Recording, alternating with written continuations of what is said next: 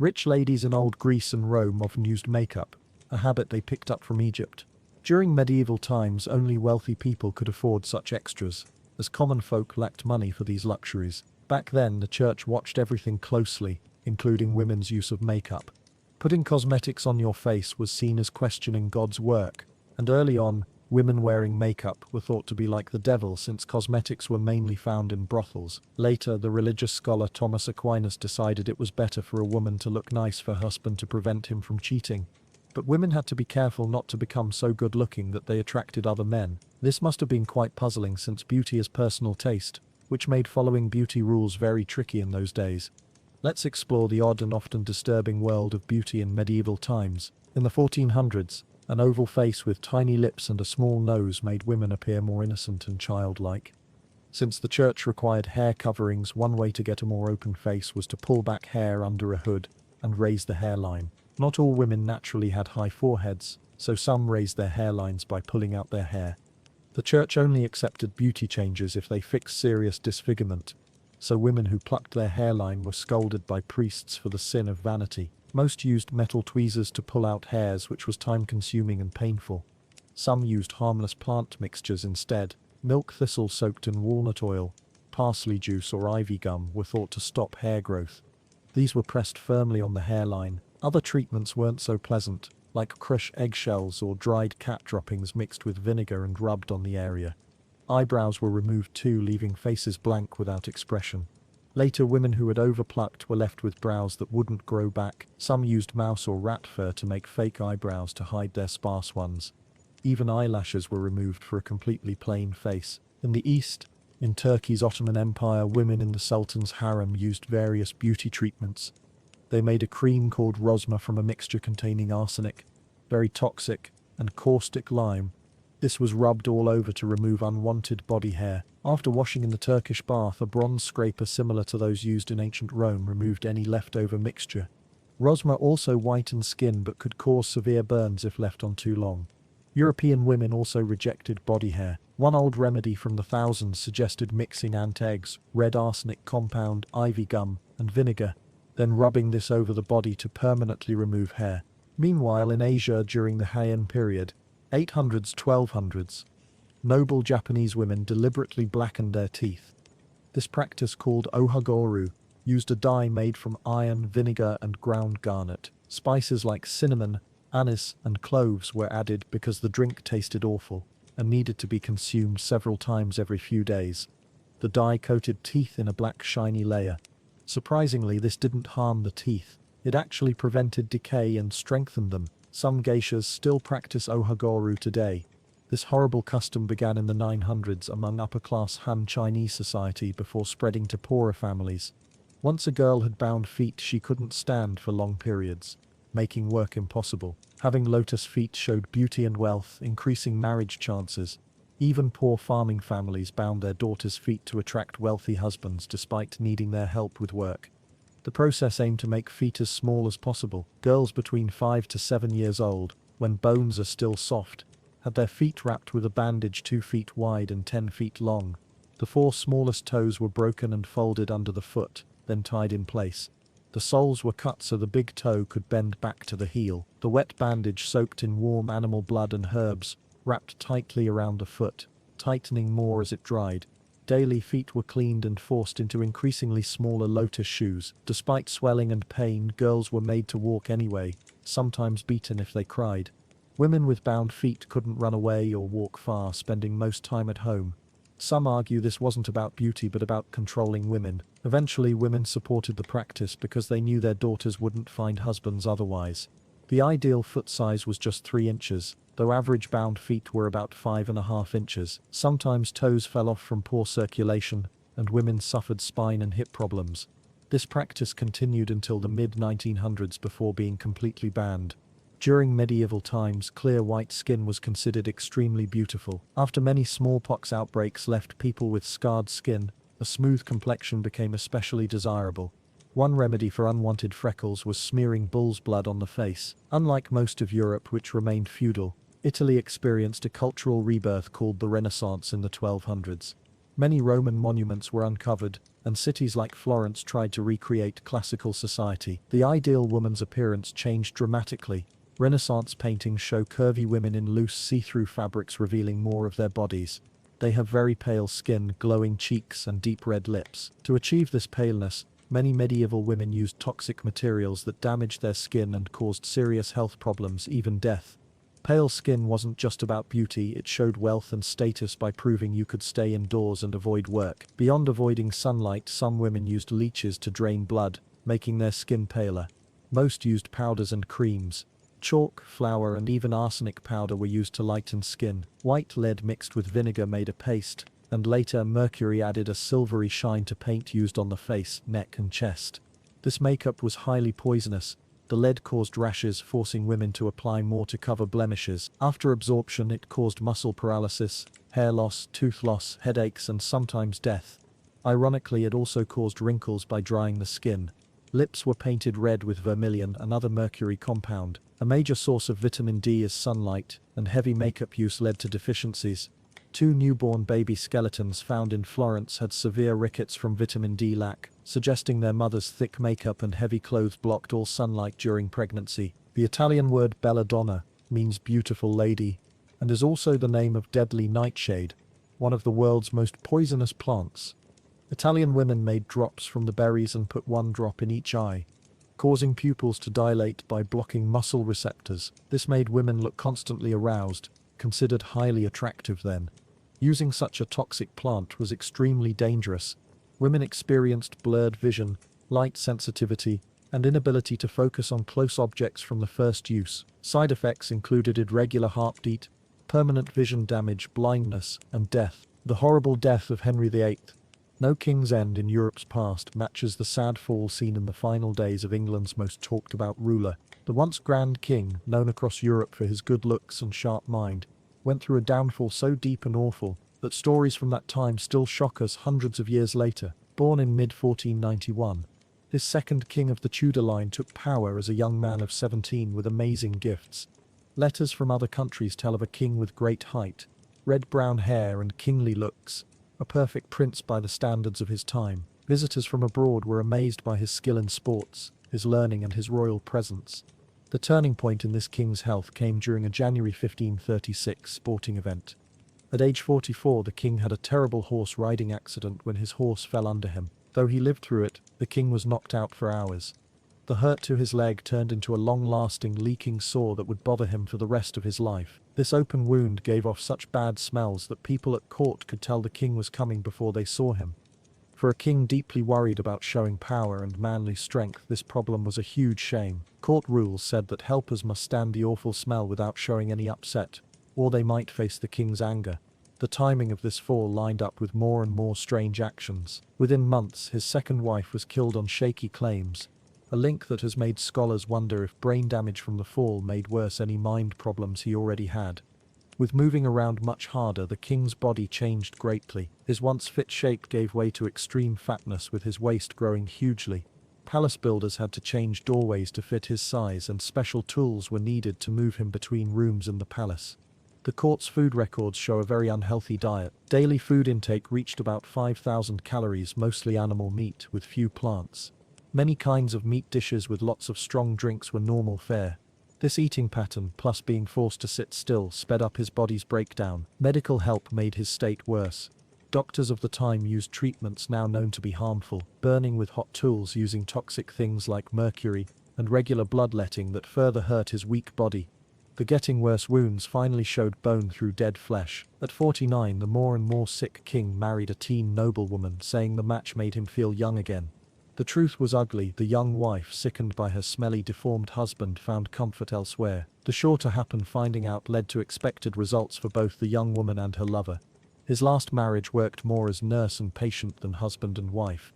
His final queen showed great care given the well-known ends of those before her. Today's medical experts think he had many health problems at once: sugar sickness, joint pain, heart trouble, and high blood pressure.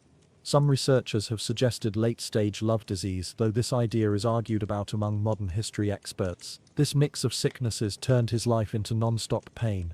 Stories from the time tell of switching between states of terrible pain during which the king yelled at all nearby and deep sadness marked by long times of not moving or talking. Mind problems grew along with body suffering. The once smart leader grew more and more afraid of plots, killing long-time helpers and friends based on made-up fears. Court mood grew heavy as simple words or wrong-read looks could bring claims of working against the king. A top noble was killed just a week before the king's own death. Why you wouldn't last 24 hours in the Dark Ages? Imagining a trip back to the Middle Ages, often casually called the Dark Ages, brings dreamy ideas that quickly fade when faced with actual history. The time from roughly the 5th to 15th centuries brought huge survival challenges that people today would find almost impossible to handle. One of the biggest worries in daily life was the constant threat of fighting and harm. Middle-aged towns had very few official peacekeepers, leaving problem-solving mostly up to regular folks. Old records show many cases of attacks, killings, and physical fights. Courts worked poorly, with outcomes often decided by who was stronger rather than by proof. The idea that strength rules was common at all levels, as people protected their few belongings, animals, and land claims. Written proof from various European areas shows that fighting happened in many settings. While exact stories from the earliest Middle Ages are few, history experts generally agree that personal violence stayed steady throughout the entire period. Cities saw frequent unrest among common people, sometimes growing into organized resistance against rulers. The Flemish farmer uprising 3023-128, happening in what is now northern Belgium, shows this kind of long-lasting civil trouble. Family blood feuds were another violent custom, especially among the rich and powerful. Welsh noble history show political enemies might be blinded, castrated, or killed over property fights or power struggles. Violence affected everyone, no matter their social standing. Religious hatred was another big danger. Middle-age European communities mostly followed Christian teachings, treating different beliefs as serious crimes. Jewish and Muslim groups faced regular mistreatment and attacks. Big military campaigns like the First Crusade, 1096-1099, directly targeted non-Christian populations. English history shows severe anti-Jewish violence during the late 12th century, ending with the 1290 removal order by Edward I. Non-believers faced harsh punishments, ranging from being kicked out to being put to death, often by burning. The 1525 killing of Roman Catholic priest Jan de Backer in Holland shows the cruel enforcement of religious rules. Getting around presented huge challenges. Middle-age roads barely existed, making travel hard and dangerous. River crossings were especially risky. Historical accounts record many drowning deaths, including Holy Roman Emperor Frederick I during the Third Crusade in 1190. Even built structures offered little safety, as shown by the terrible 1450 Sant'Angelo bridge collapse in Rome that killed about 200 people.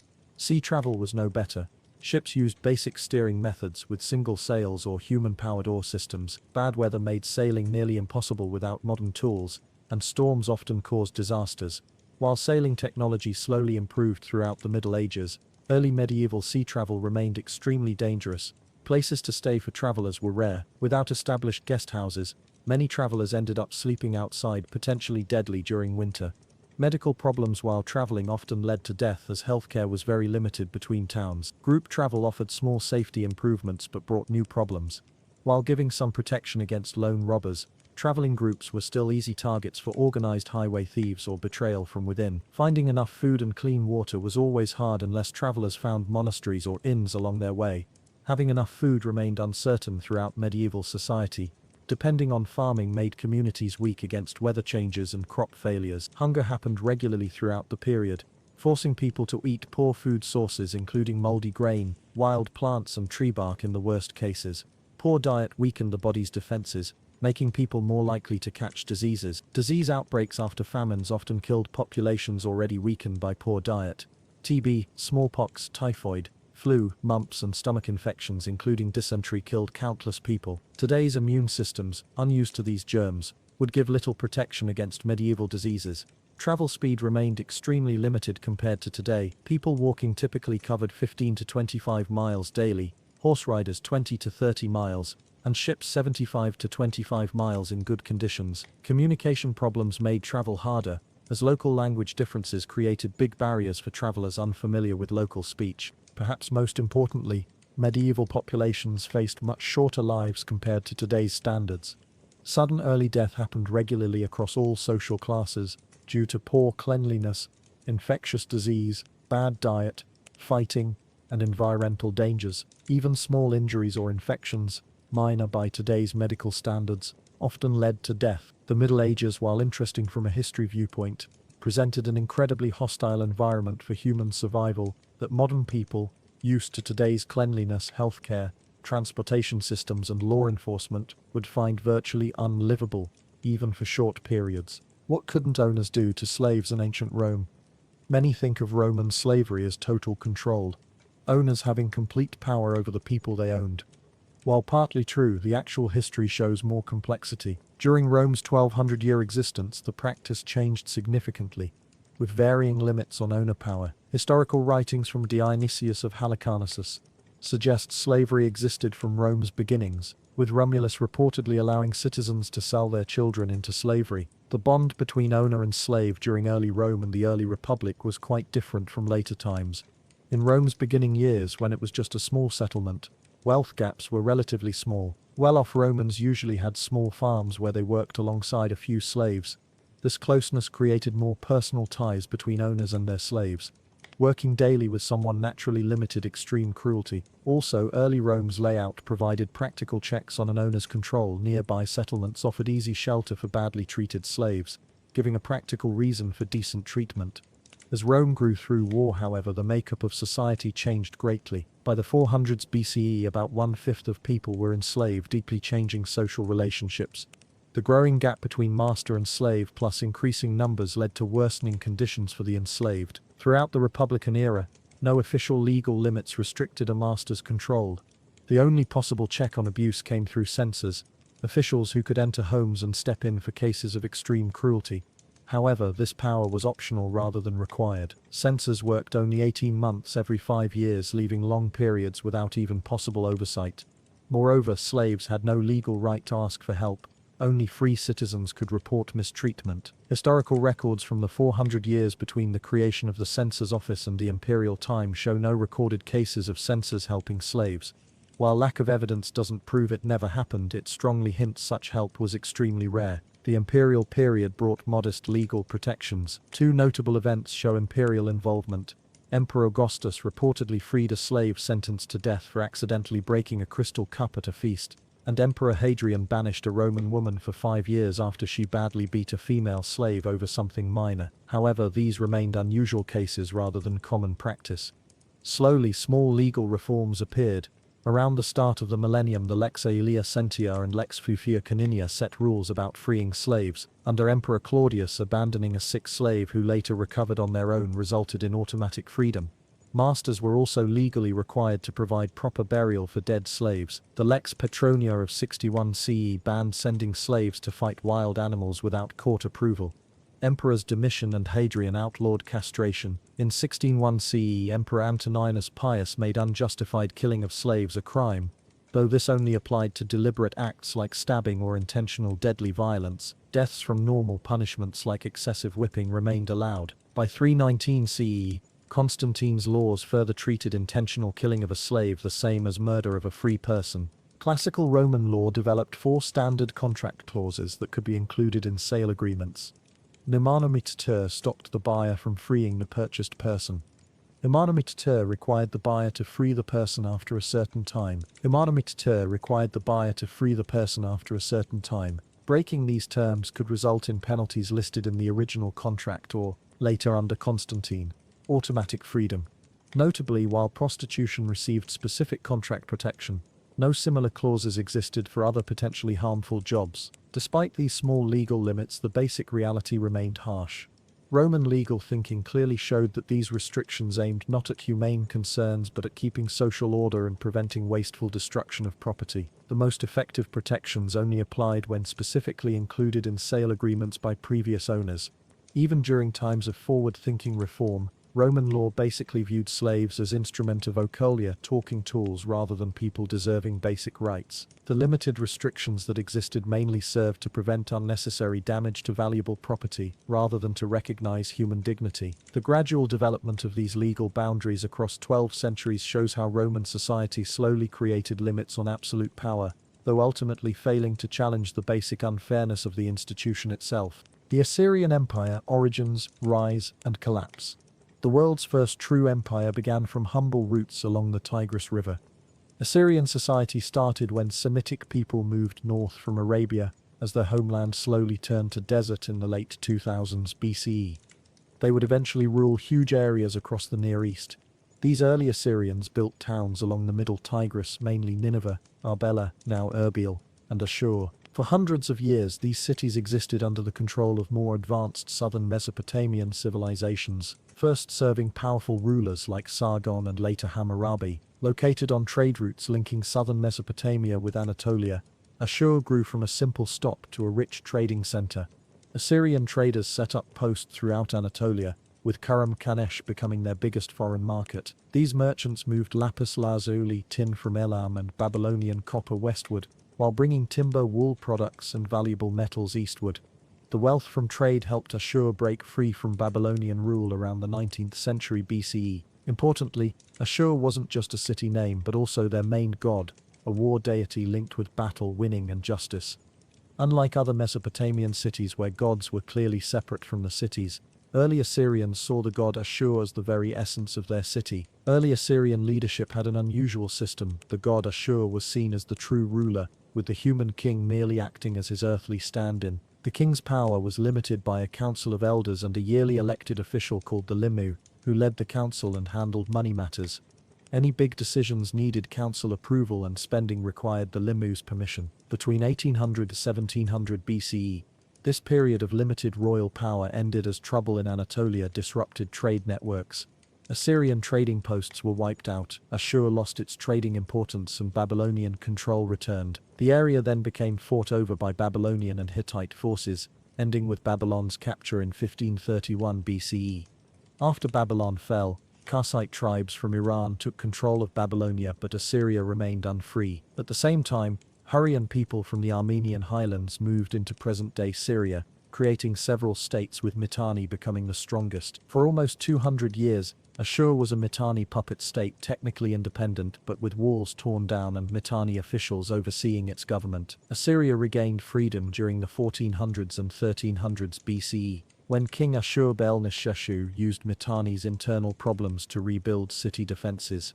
Later, Ashur-bel-it kicked out Mitanni diplomats, declared himself king, and sought Egyptian help against Mitanni. With independence came a new outlook. Assyrians no longer saw themselves as just a city-state but as a territorial power. Their region was now called Met-Ashur, Land of Ashur, and King Adad-nirari I took the title King of the Universe instead of just King of Assyria. Royal titles increasingly highlighted military achievements, with Merapish-Mishri, Expander of Borders, becoming a key title. Assyrian religious beliefs changed too. The god Ashur rose from city patron to supreme deity. If Ashur ruled all gods, then logically, Assyria's king was meant to rule all earthly kings. Taking more land became a holy duty, fulfilling Ashur's divine will. The Assyrians created many military breakthroughs that changed ancient warfare. They developed cavalry as a specific military unit, first using mounted archers and later adding heavy attack cavalry. Their advances in siege warfare were revolutionary. They built effective battering rams against mud brick walls, used siege towers with archers, and dug tunnels under defensive walls. While other armies typically used long sieges to force surrender through starvation, Assyrian forces mastered direct attack methods against heavily fortified places. Just as important was their creation of the first complete postal system, allowing effective control across vast areas.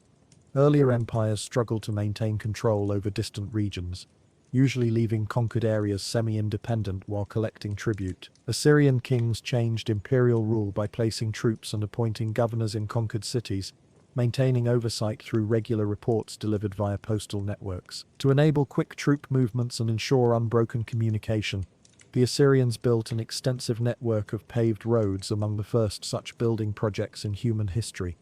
Assyrian military campaigns reached new levels of cruelty under King Ashurnasirpal II. His conquests were marked by extreme violence, as described in his own words. "After taking the city, I killed many warriors. I cut off heads and built a pile of skulls and bodies before the city gates. I made a tower of living victims by putting young men on stakes around the city while throwing young women into fires. This way I showed my great power and the fear of my authority." When Ashurnasirpal's armies captured settlements, terrible executions became normal practice. Prisoners faced beheading, cutting apart, skin removal, impaling, crucifixion, live burial, drowning, or burning. This fear strategy worked immediately. Many kingdoms gave up without fighting, too scared to oppose Assyrian forces. However, this approach eventually backfired. While it created immediate fear, it built deep, lasting hatred. Nearly every neighboring society came to not just fear Assyrian power but to hate it deeply.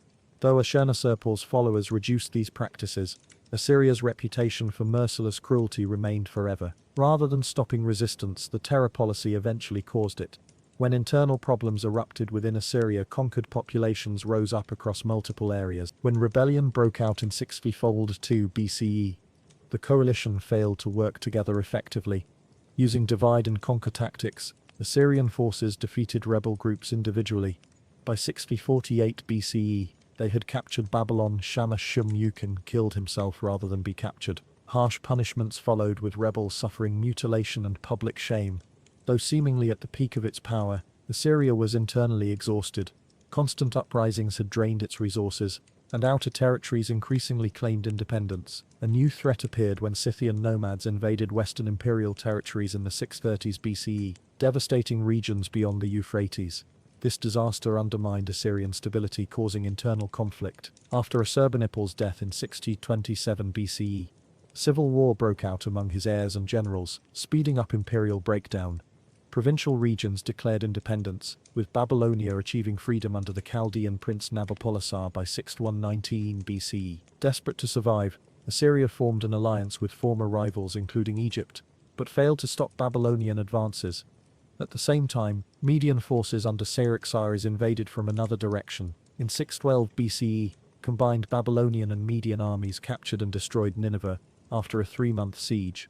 The final Assyrian king, Ashur-uballit II, tried to gather remaining forces at Harran with Egyptian support, but was defeated by 619 BCE. The Assyrian Empire, the first true imperial power in human history, disappeared from the political landscape, leaving behind a legacy of administrative innovations, architectural achievements, and warning lessons about imperial overreach that would influence later civilizations for thousands of years. The king's favorite, who was castrated and hanged in public. A historical analysis. The town square of Hereford on November 24, 1326, saw an unusual crowd. People from all walks of life, nobles, priests, traders, and ordinary folks came together to watch what would become one of the most famous public punishments in Middle Ages England. In the center stood a wooden platform where guards brought a thin man around 40 years old. His face showed signs of days without food, a hunger strike he chose himself. His once fine clothes were now torn. This man, who had been second only to the king in power, faced a death so cruel it would be remembered in history books for hundreds of years after. Knowing mercy was impossible, Hugh tried to starve himself but failed. On November 24, he stood before a court headed by his worst enemies, Roger Mortimer, Queen Isabella, and Lancastrian barons who had suffered from his greed. Though presented as a legal proceeding, the outcome was already decided.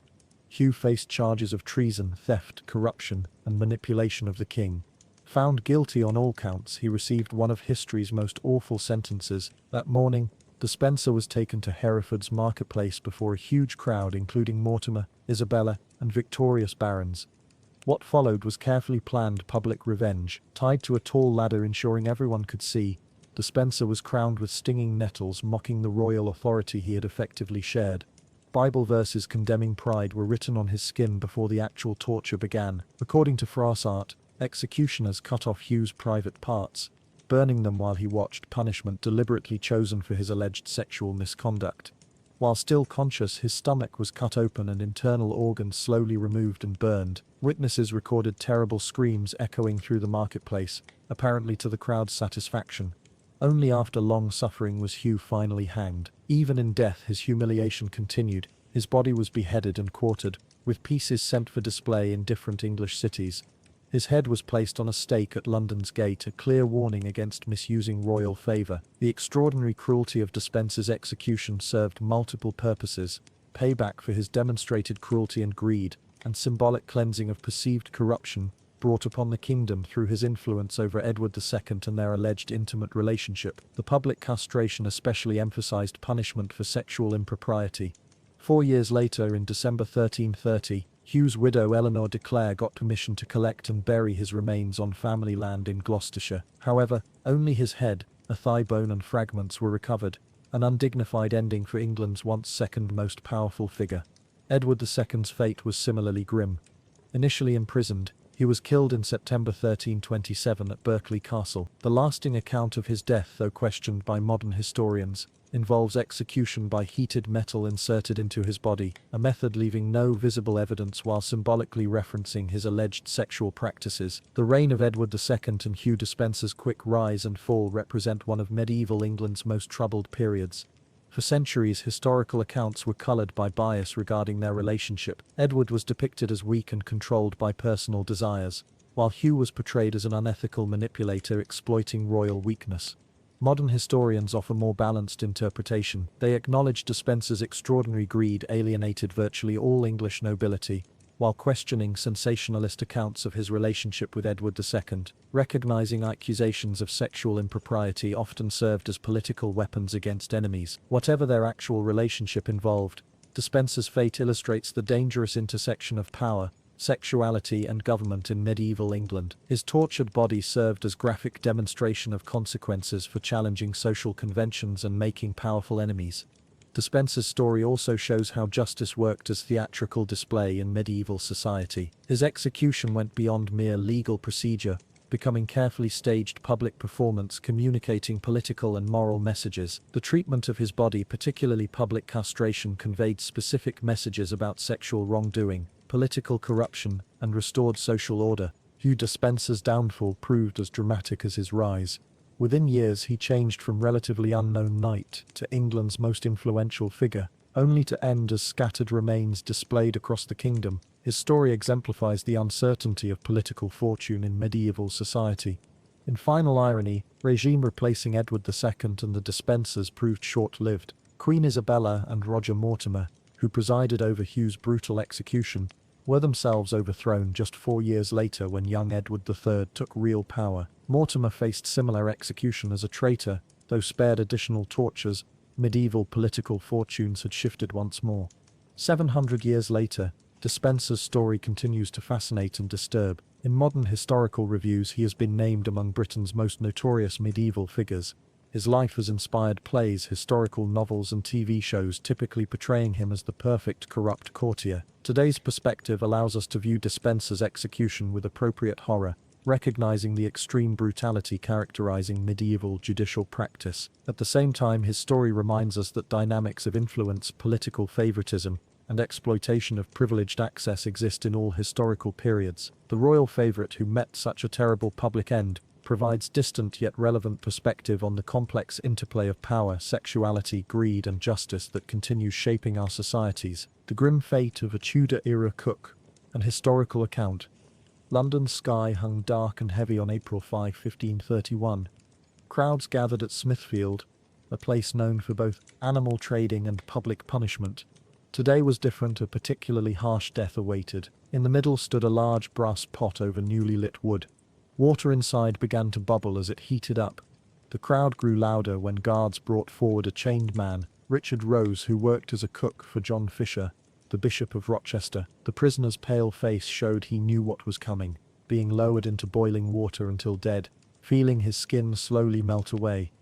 To understand why this happened, we must look back to February. England was in great turmoil during this time. King Henry VIII wanted to end his marriage to Catherine of Aragon, so he could marry Anne Boleyn.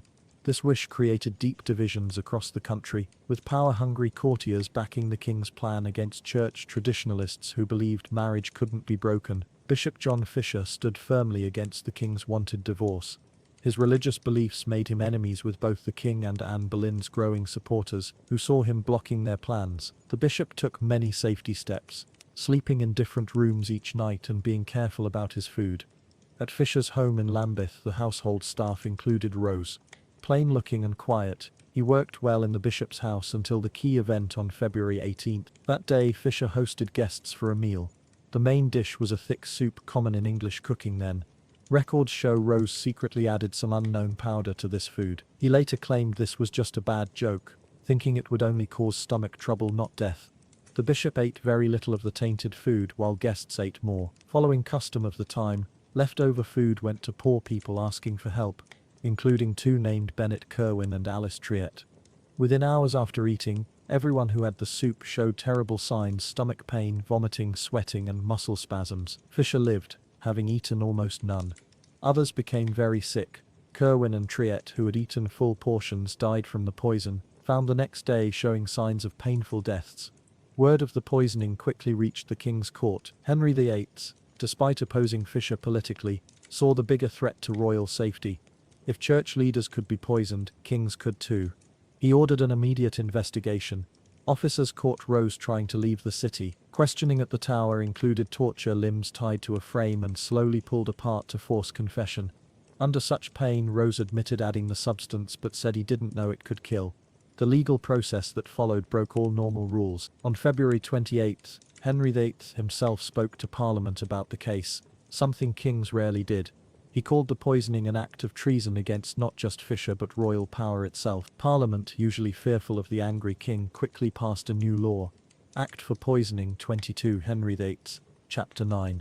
Making such acts high treason and setting a specific punishment: death by boiling. This was highly unusual. The king basically decided guilt without trial and made a new law after the fact to allow extreme punishment. Modern scholars debate why the king got so involved. Some think Henry truly hated poisoning, seeing it as dishonorable.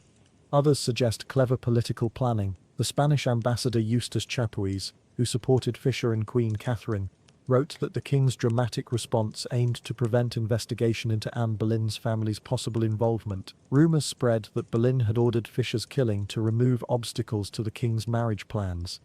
The cook's quick and public execution might have stopped further questions that could have implicated people close to the king. Whatever the real reason, Richard Rose faced death on April 5. The never-before-seen method drew huge crowds. Sellers moved through the audience, making it feel more like entertainment than justice. Reports say Rose was given alcohol to dull his senses, the only mercy shown. Guards stripped his clothes and positioned him above the pot. A priest offered final prayers before the torture began. The execution happened in 3 stages. First, only his legs entered the scalding water, causing screams heard throughout the area as skin peeled from muscle. Many onlookers fainted or looked away. The second lowering reached his chest, with the water turning reddish as tissue dissolved. The final dunking, covering his entire body, ended his suffering. This wasn't the only use of this execution method. The new law later applied to others, including Margaret Davies, killed similarly in 1542 for supposedly poisoning her employers. The practice continued until ended during Edward VI's rule as part of wider reforms to punishment. This case matters especially for its political aspects. Rose suffered because of historical changes as England approached massive religious and government shift. Bishop Fisher, the intended victim, was later executed in 1535 for refusing to accept the king as church head. Anne Boleyn, whose ambitions connected to these events, was executed in 1536 on likely false charges to allow Henry's next marriage. The king ruled controversially for 16 more years, marrying 4 more times, breaking from Rome, and establishing Protestant England. His fear and cruelty grew worse with age. Today's Smithfield shows no sign of these events. Few Londoners walking this business area know the historical importance beneath their feet. Richard Rose's story offers disturbing historical insight. It shows a time when legal process mixed with cruelty, when powerful people changed laws to suit themselves, and when human life mattered mainly for its political usefulness in death. We'll never know for sure if Rose was truly guilty, whether actually responsible, political victim, or someone who simply didn't understand what the substance would do. Clearly his punishment went far beyond what most people then would consider fair. The method of killing carries troubling symbolism. A cook finally dying through cooking processes applied to himself. This suggests not just elimination, but symbolic revenge, reflecting a completely different idea of justice. 500 years separate us from these events. Government, law, and punishment philosophy have changed greatly. Modern systems supposedly focus on rehabilitation over revenge and equal treatment regardless of status. Yet Richard Rose's story remains important precisely because it shows how fragile civilized limits are and how institutions can be twisted by authoritarian control. Under modern London's busy surface, historical echoes remain, reminders of society's progress and warnings about how power can be used. Rediscovering medieval agricultural heritage. 15 forgotten cultivars. Looking back at farming methods from the Middle Ages reveals many healthy plants that were common across Europe, but are now absent from our dinner tables. The plants listed here aren't just old-time oddities, but possible answers to today's food and farming problems, having kept people fed through many years of changing weather. 1. Skirret, the long-lasting root wonder. People in the Middle Ages valued skirret because it needed little care. Unlike today's root plants that need constant work, skirret grew year after year, making bunches of thin white roots underground with little help needed. These roots were naturally sweeter than carrots or parsnips, making them favorites of rich people who wanted them grown in castle yards. Skirret stayed strong during hard winters when other foods failed, making it a key food source. Old farming books say it fed poor families when fields weren't growing anything. It could be cooked many ways: roasted, boiled, added to thick soups, or mixed into sweet pastries. It was like the potato of old European cooking, but slowly vanished as farming changed to faster-growing plants. 2. Alexander's, the helpful invader. Brought to Britain by Romans, Alexander's quickly impressed medieval farmers with how useful it was. This strong plant grew well beyond garden borders, having the spreading habit of weeds but the good taste of fine foods. What made Alexander's special was that you could eat all of it, stems and leaves to flowers, roots and seeds. People ate young stalks like celery, added flowers to fresh salads and used seeds instead of pepper. The leaves gave a taste like parsley and celery to various soups. Growing nearly 6 feet tall with bright yellow flowers that brought helpful bugs, Alexander's grew on its own near coasts, cliffs and roads without human help. Despite being so useful, Alexander's slowly disappeared from meals, replaced by celery in the early 1700s. Today, people often see it growing wild without knowing it was once important food. 3. Good King Henry, the hardy leafy green. No one knows why this plant got its name, but it was found all over medieval Europe, growing both wild and in carefully kept gardens. Good King Henry took care of itself, coming back every year without replanting, basically growing without any work.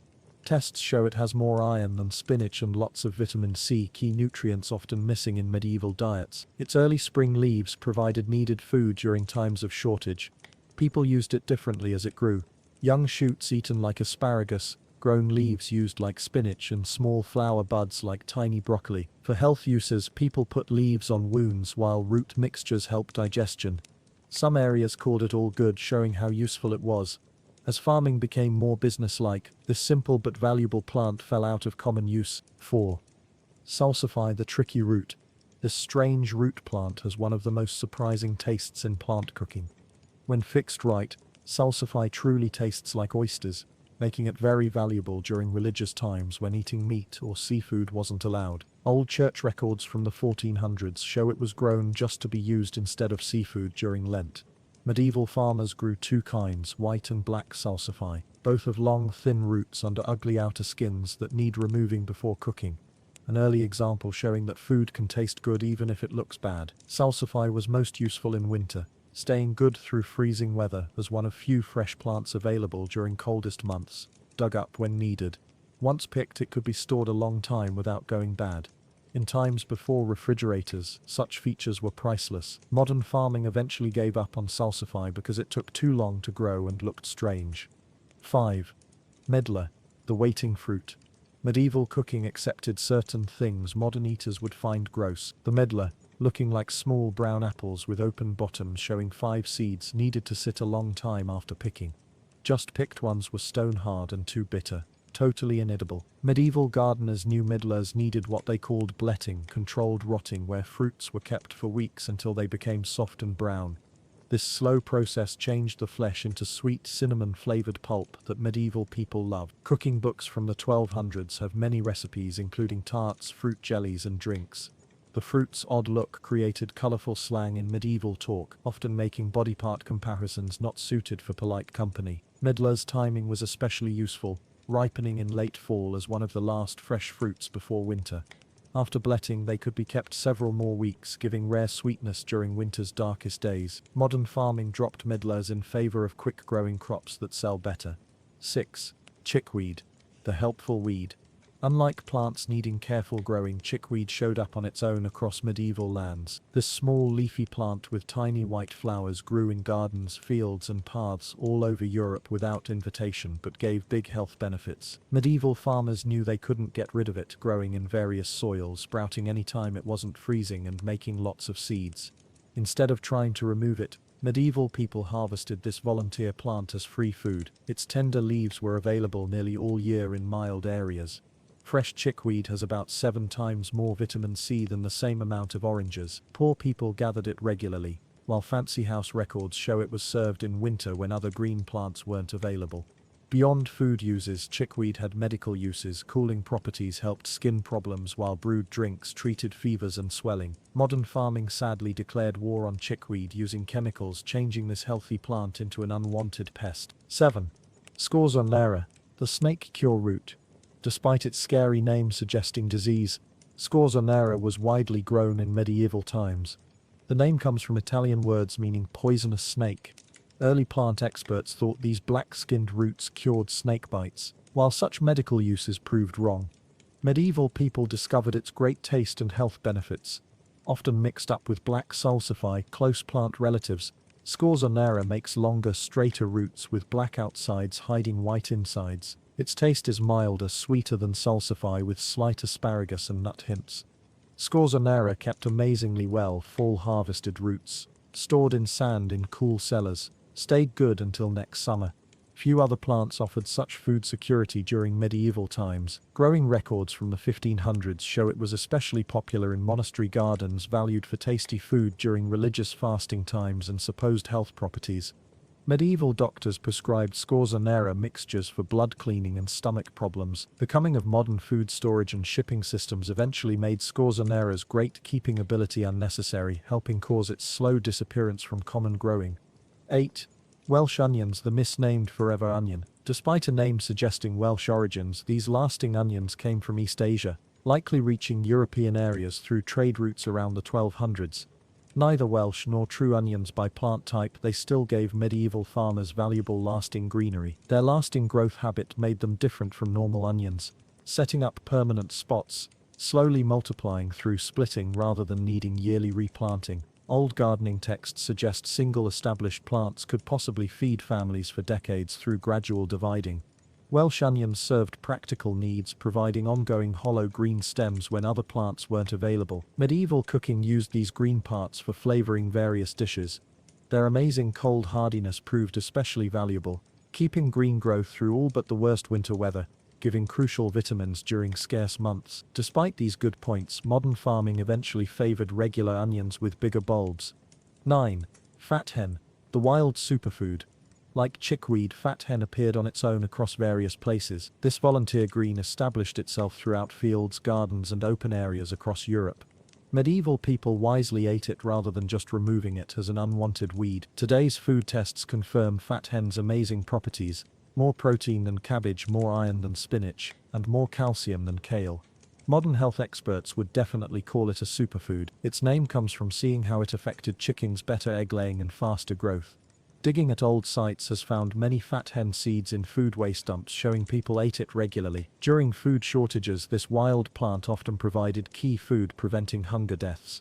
Cooking methods varied by region. Leaves prepared like spinach or added fresh to salads, while seeds provided emergency flour during hard times. Modern farming sadly declared war against fat hen, seeing it merely as competition against planted crops. 10. Lovage, the strong flavor plant. Unlike volunteer plants struggling for respect, lovage once held cooking fame before strangely declining. Roman soldiers carried lovage seeds throughout European conquests, growing this strong herb wherever they settled. Monastery traditions continued this practice, making sure monastery gardens had lovage plants. Its flavor is incredibly strong, like celery and parsley combined, but 10 times stronger. Medieval cooking used lovage widely, single sprigs flavoring whole pots of soup, dried leaves added to meat dishes, crushed seeds enhancing bread, and even roots cooked like parsnips. Most impressively, hollow stems were candied, creating sweet treats. Lovage's health uses further increased its value, containing oils helping digestion, reducing belly bloating, and causing mild water release. Records from monasteries in the 1200s describe lovage mixtures treating stomach and kidney problems. Single plants often live 20 years, growing over 6 feet tall, giving lots of flavoring from small growing space.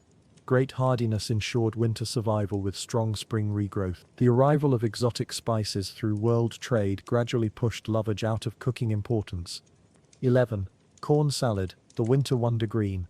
Despite a name suggesting maize connections, corn salad has no relation to American corn. This name confusion comes from old European words where corn meant grain crops before maize was introduced.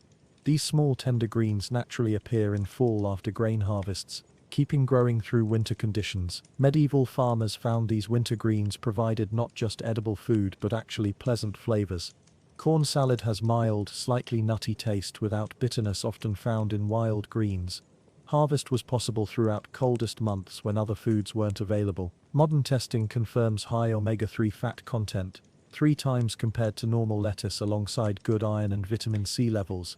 Medieval people recognized its value, providing fresh winter greenery. Modern farming eventually preferred lettuce types offering better selling potential and easier harvesting.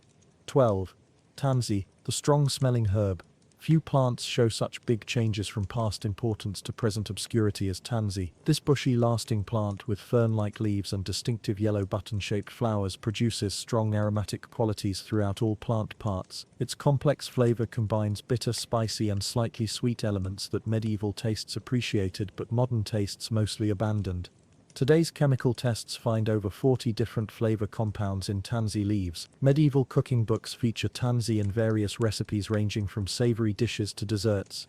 Easter celebrations combined chopped leaves with eggs, cream, breadcrumbs, and sweeteners fried into special cakes. Spring festivals included tansy-flavored cheese products, while special events featured tansy-flavored beer. Beyond distinctive flavoring, tansy served practical preserving functions, its strong compounds working as natural preservatives, extending perishable foods' life during times before refrigeration. Health uses included remedies treating intestinal worms, digestion problems, and fevers.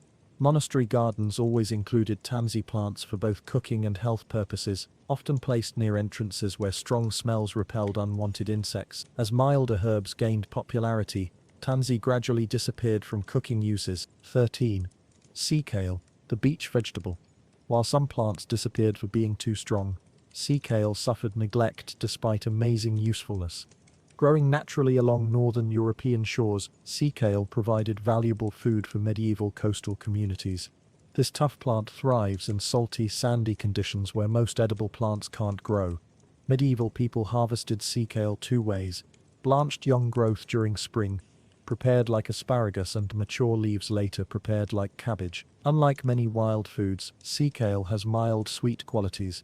Its high vitamin C content, 6 times more than citrus fruits by weight, proved especially valuable for fishing communities with limited fresh produce access, preventing scurvy. The slow disappearance of sea kale from today's diets represents big nutritional loss considering its self-sufficient coastal growth, needing minimal farming effort. 14. Ward, the two-purpose plant. Unlike purely food plants, ward had 2 uses, mainly grown for blue dye production, but also providing edible parts.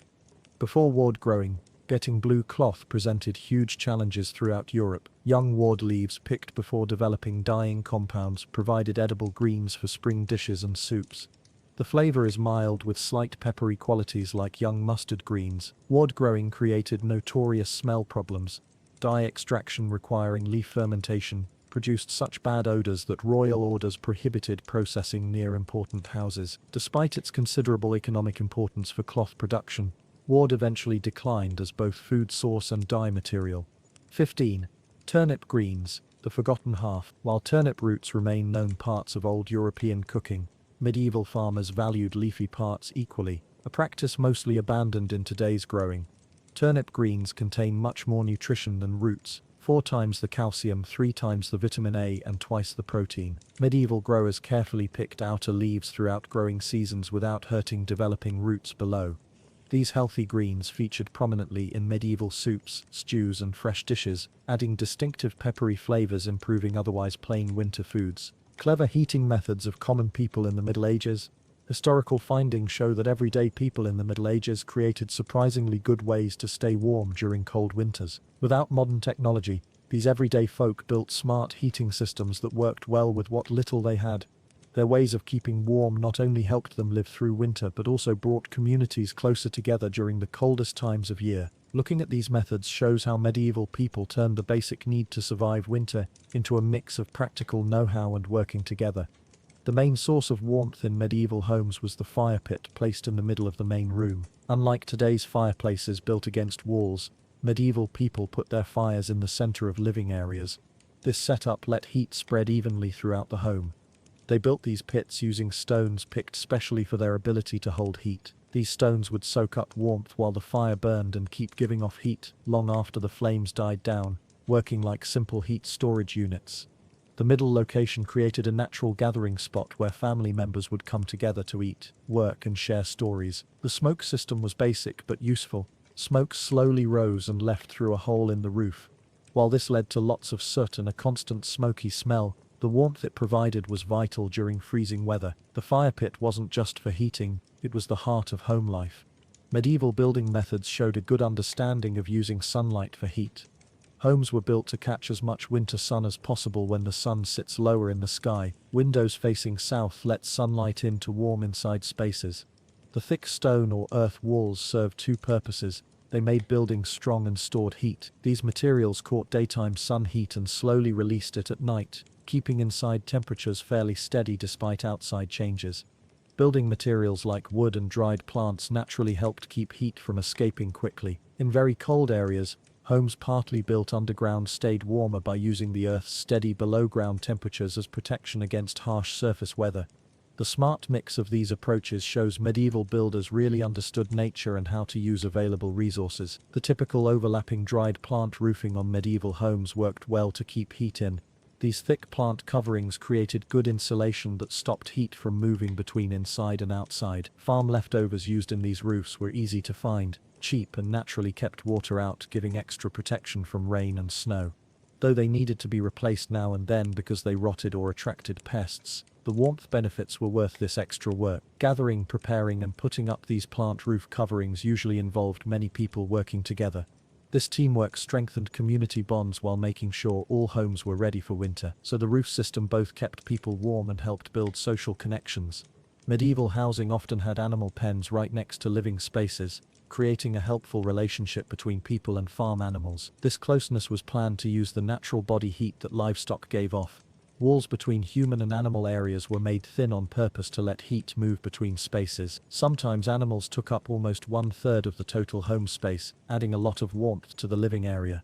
Beyond just giving heat, livestock provided other winter resources. Animal waste could be burned in fires when wood ran low. The ongoing supply of food like dairy, eggs, and materials for clothing further helped people survive during winter. Despite the bad smells and more bugs that came with this arrangement, the warmth and resources made it worthwhile to share living space with animals during harsh winter months. Medieval people developed clever underfloor warming methods using heat-storing materials. Large stones were heated in the main fire pit and placed under wooden or dirt floors. These heated items kept warmth for long periods, sending heat up into the living space, much like today's heated floors. Other versions used brick or clay flooring chosen specially for how well they held heat. These materials worked especially well in partly underground homes, where ground insulation helped keep temperatures steady. Besides making people more comfortable, these warming systems had practical benefits by reducing dampness, which limited mold growth and related breathing problems. The combined heating from both floor warmth and the central fire created more even heat throughout the home. While these systems needed regular upkeep and careful setup to prevent fires, their practical benefits made them worth the time and resources for medieval households. Medieval people created portable heating tools for times when they needed to move around outside their homes. These devices helped people stay warm while doing important farm work, trading, or social activities despite the freezing outdoor conditions. Simple but effective heated stones were warmed in the central fire, then wrapped in cloth or animal skins. These portable heat sources could be carried in clothing or held directly, giving local warmth for several hours. More advanced tools included metal containers designed to safely hold slowly burning materials, providing lasting heat during long outdoor activities. Women especially used these portable devices while doing household tasks or traveling between places. Some examples found by archaeologists show decorative details, suggesting these useful objects also had beauty or status importance within the community. Though they came with risks of burns or starting fires, these mobile heating tools were essential for staying productive during winter when outdoor work was still necessary despite the cold. The challenge of staying warm while sleeping in winter led to several clever solutions. Metal containers made specifically for bed warming were filled with hot coals and carefully moved between bedding layers before sleeping, warming up the bed area. Bed frames with canopies featured heavy cloth coverings that could be fully closed, creating a small enclosed space that kept body heat in. Extra layers of wool fabrics or animal skins further helped keep warmth inside these sleeping spaces. Common bedding fillings included dried grasses and straw, which naturally helped with insulation but unfortunately attracted mice and bugs. Despite these annoyances, the warmth benefits were more important than worries about unwanted nighttime visitors. These combined approaches made sleeping areas relatively warm and comfortable despite the often extreme cold of winter nights, allowing for needed rest during the harshest season. Medieval heating was made more efficient by using reflective surfaces placed to bounce heat back. Shiny metal or smooth stone surfaces put behind or around central fire pits effectively redirected heat that would otherwise be lost through walls, increasing overall warming without needing more fuel. These reflective items also serve to protect flammable building materials from direct heat exposure, reducing fire dangers in homes built mainly of materials that could burn easily. In larger homes, movable reflective panels allowed people to direct heat towards specific areas needing more warmth. Archaeological findings show some heat reflectors had decorative elements, suggesting these practical objects also had artistic or cultural importance beyond their everyday uses. Using these devices required practical understanding of how radiant heat works, showing sophisticated knowledge of the environment despite limited scientific understanding. Medieval winter survival went beyond single-home solutions to include village-wide warming approaches. Central fire pits maintained in shared spaces provided heat sources everyone in the community could use. These shared warming centers served many purposes beyond basic heating. They became places for social gathering, storytelling, music, and group dancing, activities that helped maintain mental health during the difficult winter months. People whose home heating was limited could use these shared heat sources, showing how communities supported their most vulnerable members. Winter celebrations and religious events often happened around these community fires, adding symbolic and spiritual meaning to practical heating solutions. The mixing of cultural importance with essential survival needs shows the well-rounded approach medieval communities took to environmental challenges.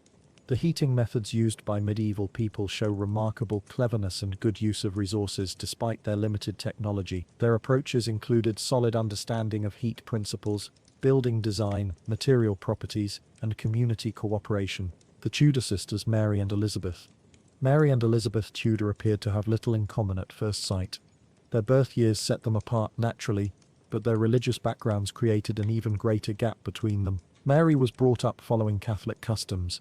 Her whole life revolved around religious devotion. Elizabeth, however, was raised with Protestant teachings and likely saw her older sister as outdated and fundamentally against her own faith. During their time on the throne, England wrestled with accepting female rulers. The social system was based on male authority that claimed women were guided by feelings rather than reason. Most people believed that women couldn't rule as well as men. One sister ruled for a short time while the other governed for many years. One followed Catholicism, the other Protestantism. One was friendly with Spain, while the other's greatest victory came from beating them. Yet despite these contrasts, the sisters had more in common than many people think. Mary was born at Greenwich Palace on February 18, 1516. Her mother, Catherine of Aragon, was Henry VIII's first wife. Catherine came from Spanish royalty and was deeply devoted to Catholic beliefs and traditions.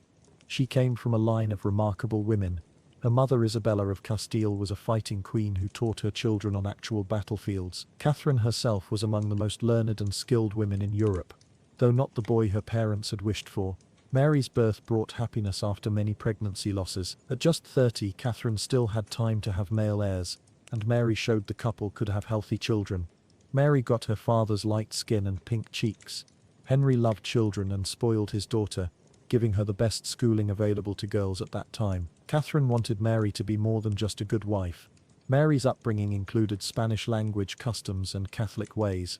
By age 9, Mary was sent to Ludlow Castle as the acting Princess of Wales, basically running the region for her father. There she studied Latin, Greek, and strategic thinking, all key skills for future leadership. Mary's education prepared her very well. She grew confident in her thinking abilities, believing herself equal to any man. She thought she had her father's cleverness mixed with her mother's thoughtfulness and religious faith. Above all, Mary's education readied her for her expected role as a royal bride. Princesses were valuable diplomatic tools in 16th century Europe, with arranged marriages sealing deals and friendships that could change history. Mary was first promised in marriage at just 2 years old, serving as a symbol of diplomatic ties. Throughout her young years she was promised to various European princes, though these plans often changed as political needs shifted. Mary's teen years brought big changes. By 1525 her mother Catherine turned 40, confirming what many suspected: she would never give Henry the son he badly wanted. Henry's fixation with having male heirs had grown increasingly urgent. As only the second Tudor king, keeping the family line secure remained shaky. England had many enemies: Scotland, Wales, Ireland, France, Spain and the Holy Roman Empire all threatened the throne. Henry's attention moved to one of Catherine's ladies-in-waiting, Anne Boleyn. Unlike previous royal affairs, this wasn't just physical attraction. Henry fell deeply in love with Anne, sure she would give him his male heir. To marry her, Catherine had to leave. Catherine refused to cooperate, and the Pope wouldn't grant a marriage end. The process dragged on for nearly 10 years. In May 1531, Henry harshly stopped the teenage Mary from seeing her mother unless both declared support for ending the marriage, a plan that failed to break Catherine's determination. Henry's resolve led him to split with the Roman Church, naming himself supreme head of the Church of England. The new Archbishop of Canterbury, Thomas Cranmer, granted the marriage end and Henry married the already pregnant Anne in January 1533. That summer, Anne received a grand crowning as England's queen. Weeks later, Anne delivered not the promised son but a daughter, Elizabeth. Despite this letdown, Elizabeth made her parents happy. She showed Anne's ability to have children, and Henry's virility, suggesting a son would soon follow. For 17-year-old Mary, Elizabeth's birth brought shame rather than joy. Mary lost her royal standing and benefits. Henry took away her title and household. Most cruelly, Mary was forced to serve as a lady-in-waiting in her baby sister's household. Constant pressure built on Mary to admit she was illegitimate, accept Anne as queen, and recognize Elizabeth as heir. Mary's situation got worse when her mother died on January 7, 1536 at Kimbolton House. Though supporters suspected poisoning, Catherine had been sick for some time. Until the end she insisted she remained England's rightful queen. Henry continued his cruelty toward Mary, even refusing her permission to attend her mother's funeral. At court, the king and queen celebrated Catherine's death, proudly showing off the infant Elizabeth. Anne's triumph didn't last long. Within months she fell from favor, accused of cheating, family sexual relations and treason. Anne was killed at the Tower of London on May 19, 1536. Henry had already fallen for his next wife, Jane Seymour. They married days after Anne's death. Mary finally gave in, still mourning her mother but desperate to win back her father's love and scared of what he might do. She acknowledged Henry as head of the Church of England and admitted she was an illegitimate child of incest, a choice she regretted all her life. The rewards for her surrender were small. Though allowed back at court, she wasn't restored as heir. Instead, the new Act of Succession stripped the infant Elizabeth of her titles, while making any child of Jane Seymour next in line. That child arrived in autumn 1537. Edward, Henry's long-desired son. The new prince was born at Hampton Court Palace, Henry's ever-growing royal home. The king was overjoyed, thinking all his actions were justified. His daughters became unimportant as the court focused entirely on Edward. Oddly, Edward's birth helped both sisters by taking pressure off them. Their shared illegitimacy and their new brother created common ground. With no expectation that either would become queen, any rivalry between them likely vanished. Elizabeth started getting education in her own household, and later joined her half-brother's household. Mary returned to court, fixing her relationship with her father. Queen Jane died shortly after Edward's birth. 3 more wives followed over the next decade, but no more siblings joined Mary and Elizabeth. For the rest of their father's life they shared similar uncertain standing. Henry VIII died on January 28, 1547. A revised Act of Succession had passed years earlier, though still officially illegitimate. His daughters were put back in the line of succession after their young brother Edward. Edward took the throne as a child, with powerful men serving as regents. These regents pushed England toward Protestant changes, but Edward himself embraced Protestantism eagerly. Despite his youth, Edward gradually asserted himself, becoming increasingly influential despite his age. Edward's reign proved hard for both sisters. Teenage Elizabeth joined the household of Henry's last wife, Catherine Parr, where historians believe she suffered sexual abuse from Parr's new husband Thomas Seymour. Mary clashed with Edward's government over religious changes, refusing new English prayer books while keeping Catholic traditions in her household. The siblings often argued over religion. One particularly heated Christmas argument ended with both in tears, their religious differences proving unbridgeable. Edward's reign ended early. In early 1553 he fell ill, dying on July 6 at just 15. His government hid his death for days while putting a succession plan in place. Knowing that Mary would restore Catholicism, Edward moved to protect his Protestant changes. Too sick to ask Parliament, he wrote a succession document excluding both sisters. Instead, he named his first cousin once removed, Lady Jane Grey, conveniently married to his protector's son, as successor. This basically amounted to a Protestant takeover. Word of the king's death spread. From her large East Anglian estates, Mary began gathering forces. England stood on the edge of civil war. 3 days before Edward died, Mary was traveling to court to visit her reportedly recovering brother when she got a warning. A plot existed to imprison her so Lady Jane could take the throne. Luckily, a supporter rode through the night to alert her. Mary immediately changed direction, heading to East Anglia where she had significant estates and could gather substantial support. Mary showed remarkable determination, seeing this as her divine mission to restore Catholicism. She prepared to fight for her rightful throne if needed, showing the typical Tudor stubbornness. On July 10, Edward's council declared Lady Jane Queen of England. The council seemed advantageously positioned with control of London, the Tower, and the weapons supply. The Duke of Northumberland began gathering forces to capture both Mary and Elizabeth. However, once Northumberland left, council members began questioning their decision. When Jane was proclaimed Queen, London's streets stayed strangely quiet. No cheers greeted the announcement. The public recognized her as a usurper, though unwillingly, and wanted Henry VIII's daughter as rightful queen. Civil war never happened. As Jane waited nervously in the Tower, people across England declared loyalty to Mary. Even Northumberland eventually accepted the inevitable. 6 days after leaving London to arrest Mary, he acknowledged her as queen. Mary promptly marched toward London, leaving Elizabeth in a tricky position as her heir, potentially an ally or threat.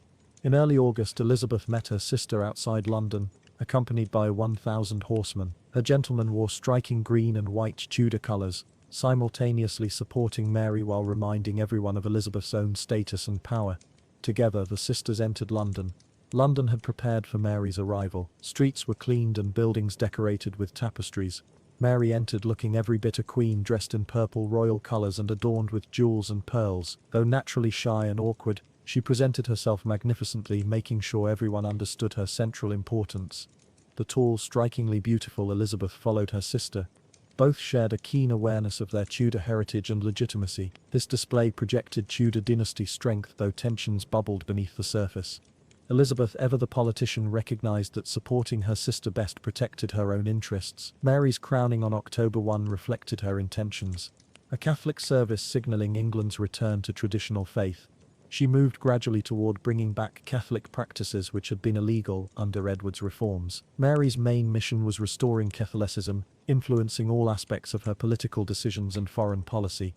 She viewed the Protestant era as a temporary deviation needing correction.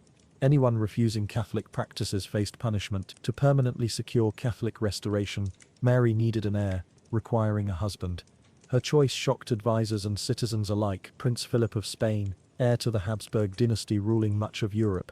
They married on July 25, 1554, having met just 2 days earlier. Mary faced difficult options in choosing a husband. Marrying an Englishman would lift him above other nobles, creating resentment. Marrying a foreign prince risked placing England under foreign control. She chose Philip, partly from gratitude for Spanish support during her exclusion from the throne, and partly to recreate her parents' Spanish-English union. Though the marriage treaty severely limited Philip's powers in England, preventing him from making appointments, introducing foreign languages into government, or drawing England into his wars. Many feared England would be absorbed into the Spanish Empire, with Philip ultimately taking control. English subjects, particularly the ruling class, strongly opposed foreign influence. The idea of England becoming subordinate to Catholic Spain and its connections to the Holy Roman Empire seemed unbearable. Protestant opposition led to a plot to replace Mary with Elizabeth. Led by Sir Thomas Wyatt, Thousands gathered to fight for Elizabeth. The rebellion failed when Wyatt's forces were pushed back from London by royal troops. The leaders were publicly executed to show Mary's authority. Though the rebellion only briefly threatened Mary's power, its aftermath endangered Elizabeth. Many suspected her involvement in the plot, believing she at least knew about the plans. Elizabeth faced repeated questioning by the Privy Council while maintaining her innocence. She was imprisoned in the Tower of London, in the same rooms where her mother awaited execution years earlier. Mary's advisors prepared Elizabeth's execution warrant. According to accounts, Mary nearly signed it before having a crisis of conscience, perhaps moved by Elizabeth's plea for mercy, or wishing to avoid further national division. Mary spared her sister. After several months' imprisonment, Elizabeth was released. By late 1554, England had been formally reconciled with Rome, Catholic doctrine returned to churches, religious orders were re-established, and heresy laws allowed for the trial and execution of Protestants. Mary earned her Bloody Mary nickname from the persecution that followed, though historians debate whether she was more brutal than her contemporaries. The 16th century wasn't known for merciful monarchs, and Mary wasn't unique in executing people for religious beliefs. What set Mary's reign apart was the intensity of the burnings. Over a few years, 27 men, women and children were burned at the stake. Mary had expected that executing a few prominent Protestants would suffice as examples. Common belief held that allowing heretics to live would damn one's own soul, making these executions a perceived necessity rather than bloodthirstiness. In late 1554, Mary announced her pregnancy. The following spring, she summoned Elizabeth to court to witness the birth, a child who would displace Elizabeth from succession and cement England's Catholic future. Everything seemed to favor Mary. This moment deeply troubled Elizabeth and Protestant supporters, who feared permanent Catholic control of England. However, the pregnancy proved false. After months of waiting, no child arrived. Mary faced the shame of admitting she wasn't pregnant despite all of England and Europe awaiting an heir. Mary had never enjoyed good health, suffering from stomach pains, faintness and nausea since childhood. Modern historians suggest she might have had ovarian cancer, explaining the stomach swelling mistaken for pregnancy. The false pregnancy changed everything. Mary's Spanish husband Philip withdrew, leaving England to address other Habsburg Empire crises. He departed in September 1555, returning only briefly months before Mary's death, effectively ending their marriage. Though Mary adored Philip obsessively, he didn't return her feelings. Finding no child forthcoming, he left England embarrassed and angry. Adding to Mary's shame, further setbacks followed. Mary had hoped a Catholic England would rejoin Rome triumphantly. Instead, the country became increasingly isolated. Habsburg conflicts in Italy had made Philip an enemy of Pope Paul IV. Mary's dream of England reunited with Rome fell apart. Approaching 40 childless, with an absent husband, Mary faced a grim reality. Protestant Elizabeth would inevitably succeed her, threatening Catholicism once again. Mary's mental and physical health worsened. By mid-1558, Mary's illness was widely known. Her judgment faltered, and she struggled to handle differing viewpoints or manage court factions effectively. The country grew uneasy with their weakening monarch, seeing her decline as divine judgment. As courtiers recognized the shifting power balance, many began aligning themselves with Elizabeth at Hatfield. Mary watched this happening, powerless to stop it. Just 5 years after her triumphant London entry, Mary died on November 17, 1558, at age 42. Elizabeth, well prepared with her secretary Robert Cecil, implemented succession plans immediately. The transition of power proved the smoothest England had experienced in over a century. Elizabeth would rule for 45 years, rejecting advances from Mary's widower Philip, defeating the Spanish Armada, and presiding over a cultural golden age. Her reign witnessed a printing revolution, cultural transformation, and extraordinary literary flowering, producing Edmund Spenser, Sir Philip Sidney, William Shakespeare, Christopher Marlowe, and John Donne. Unlike Mary, Elizabeth never married. Over time, she crafted a unique identity as an unmarried monarch, turning this potential weakness into a strength. Elizabeth faced challenges with absolute authority, suggesting she was born for this role. She enlarged her image, making it grander and more impressive than any predecessor. Despite apparent differences, Elizabeth inherited much from Mary's groundwork. Mary started fiscal reforms, naval development, and exploration initiatives. She encouraged explorers to venture to Russia, the Baltic and America while supporting northern exploration of northeast passages. Elizabeth built upon Mary's foundations, creating her own distinct legacy. However, she never married or produced children, ending the Tudor dynasty with her death. The crown passed peacefully to her Scottish cousin James VI, who became the first Stuart King of England. He arranged for the sisters to be buried together in Westminster Abbey. Beyond sharing a tomb, these women shared similar life journeys. Each had been celebrated heirs, each denied by their father, each struggled through a sibling's reign, and each faced the challenge of female leadership in a male-dominated world. Mary first expressed the concept of female sovereignty, describing a queen as mother to the nation, ideas later linked to Elizabeth. Though not considered exemplary, Mary did the difficult groundwork of convincing England that queens could rule effectively. She passed laws establishing that queens possessed the same authority as kings, benefiting Elizabeth, whose power and authority went unquestioned because her sister had already set the precedent. Both sisters showed that women could govern as effectively as men, displaying equal intelligence and political skill. Without them, later queens like Victoria and Elizabeth II might never have ruled, as the assumption of female inferiority in monarchy would have continued. Though we now take female monarchs for granted, this familiarity goes back to groundwork laid nearly 500 years ago by Mary and Elizabeth, two remarkable sisters who changed history. How medieval peasants survived winter without freezing. Genius cold hacks from the Middle Ages. Cold winter months created huge problems for everyday folks during medieval times. Without today's heating systems, regular people came up with smart ways to handle freezing weather. Their methods, improved over many years, show amazing creativity and practical understanding of nature's rules. Regular people often built homes partly dug into the ground about 2 to 3 feet deep. This method, like making a shallow basement, gave big heating benefits. Studies of old ruins show these partly underground houses stayed about 10 to 12% warmer in winter than houses built fully above ground. Medieval houses were very small by design to keep heat inside. Windows were tiny, barely bigger than someone's head, and ceilings were very low. These design choices mainly helped trap warmth inside rather than just showing that people were shorter back then. Houses were mainly built using a frame of woven sticks, wattle, covered with a mix of mud, straw and animal droppings, daub. While this seems basic, tests show these walls kept in heat almost as well as some modern walls with standard insulation. The natural materials created a surprisingly good heat barrier. Instead of fireplaces on walls, medieval homes had fire pits in the middle. This setup served many purposes: cooking, heating and gathering. Studies of old fire pits show they could keep indoor temperatures between 50–60°F even when it was freezing outside. Cold by today's standards, but warm enough to stay alive. Every building detail had a purpose.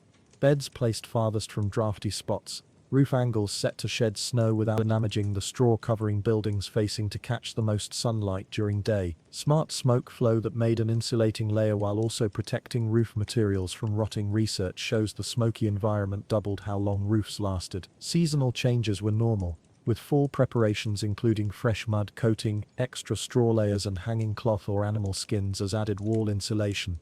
Medieval villages followed very exact schedules based on weather conditions. The time between 10 a.m. and 2 p.m. called high sun was when temperatures peaked and group work happened. Records from the 1200s show money fines for people who didn't join these group work times. Rather than sleeping straight through the night, medieval people slept in parts. They would first sleep after sunset, wake for about 2 hours around midnight for light activities and talking, then sleep again until dawn. Medical books from the 1300s actually said this split sleep was healthy. Cooking centered around shared ovens reaching top heat around 11 a.m. Old ruins show these community ovens could bake up to 100 loaves at once, with the heat output able to raise village temperatures by 3 to 4°F, effectively combining food making with area heating. Afternoon work moved indoors as temperatures dropped, with assigned cold watchers using simple methods to decide when outside work should stop. Evening village meetings served both business and practical purposes. The combined body heat from gathered villagers could raise room temperatures by nearly 5 to 6. Medieval villages built clever underground storage rooms, keeping steady temperatures around 39°F year-round. Digs have uncovered large networks of these spaces. One village in Yorkshire had over 200 storage pits, serving about 50 families. These weren't just simple holes but planned structures with different sections for different foods, drainage systems, air channels and moisture control using water-filled clay pots. Soil tests show these pits kept humidity between 85–95%, perfect for keeping vegetables fresh long-term. Root vegetables worked as simple temperature indicators in storage spaces. Frost damage meant not enough insulation. while early sprouting showed airflow problems. A 1200s document listed over 20 vegetable types by how easily they got damaged by cold, creating a basic but effective monitoring system. Hay was crucial insulation, placed in careful layers around food storage, creating heat buffer zones. Each layer reduced temperature changes by about 2 pFU. Evidence shows carefully planned snowpacking methods that could keep temperatures between 34 to 37 pFit for weeks after outside snow had melted. Detailed records describe ordered rotation systems for stored foods based on temperature changes, with penalties for households that didn't follow proper schedules. Villages even assigned people to taste stored foods regularly, an unpopular but needed safety measure. Medieval doctors prescribed specific eating plans for winter survival, recommending daily intake of 4,000–5,000 calories during coldest times, similar to what modern athletes need. Communities depended on preserved foods with long storage life rather than fresh ingredients. The main winter food was pottage, a constantly simmering stew kept going for days or weeks with regular additions. Studies of old cooking pots show evidence of meals maintained for up to 3 weeks with constant heat effectively killing harmful bacteria. Manor records show recommended layering methods. Root vegetables at the bottom for lasting energy, beans in the middle providing protein, and available grains at the top for quick energy release. Tests of preserved food remains shows this approach gave better balanced nutrition than many modern diets.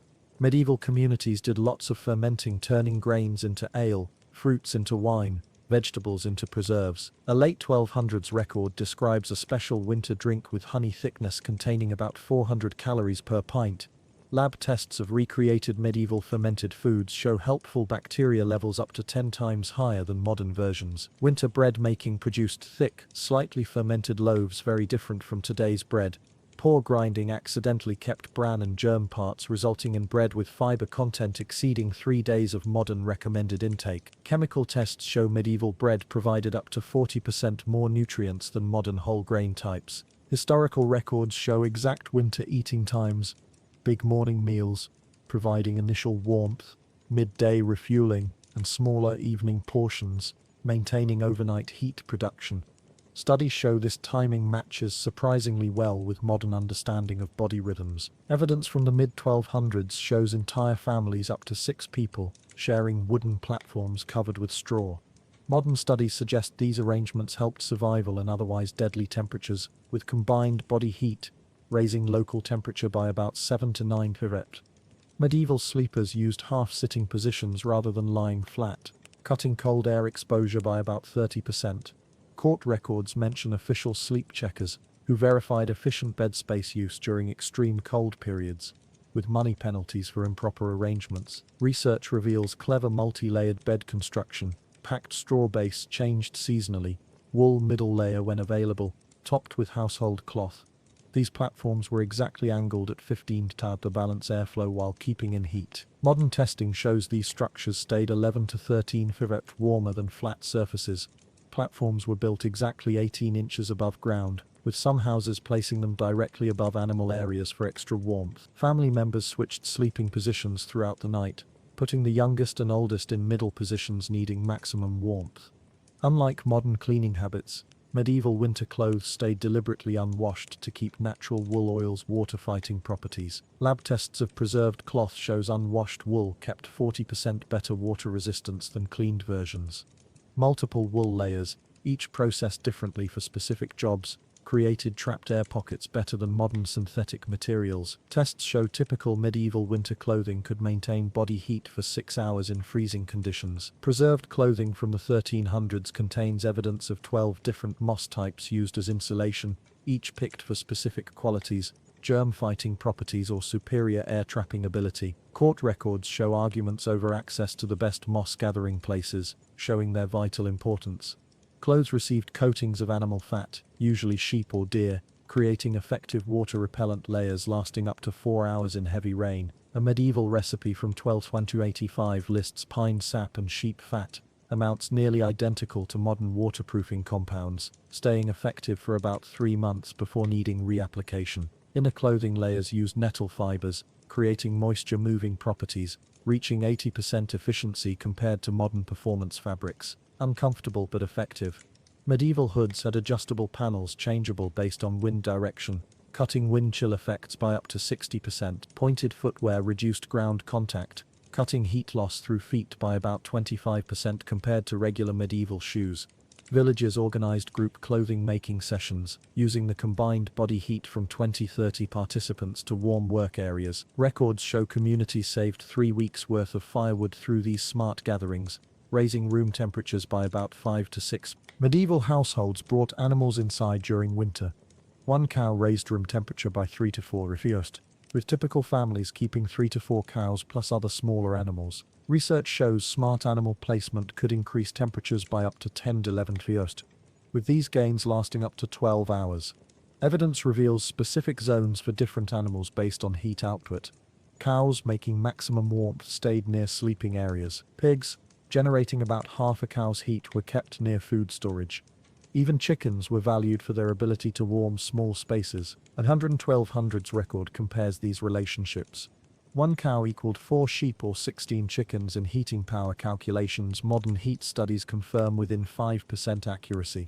Animals created helpful mini-environments beyond direct heating. Their breathing and body heat created humidity levels around 60%, perfect for preventing both freezing conditions and mold growth, while preserving wooden structures and reducing breathing problems associated with dry winter air. Archaeological finds reveal raised platforms and special feeding troughs positioning animals to optimize heat spread.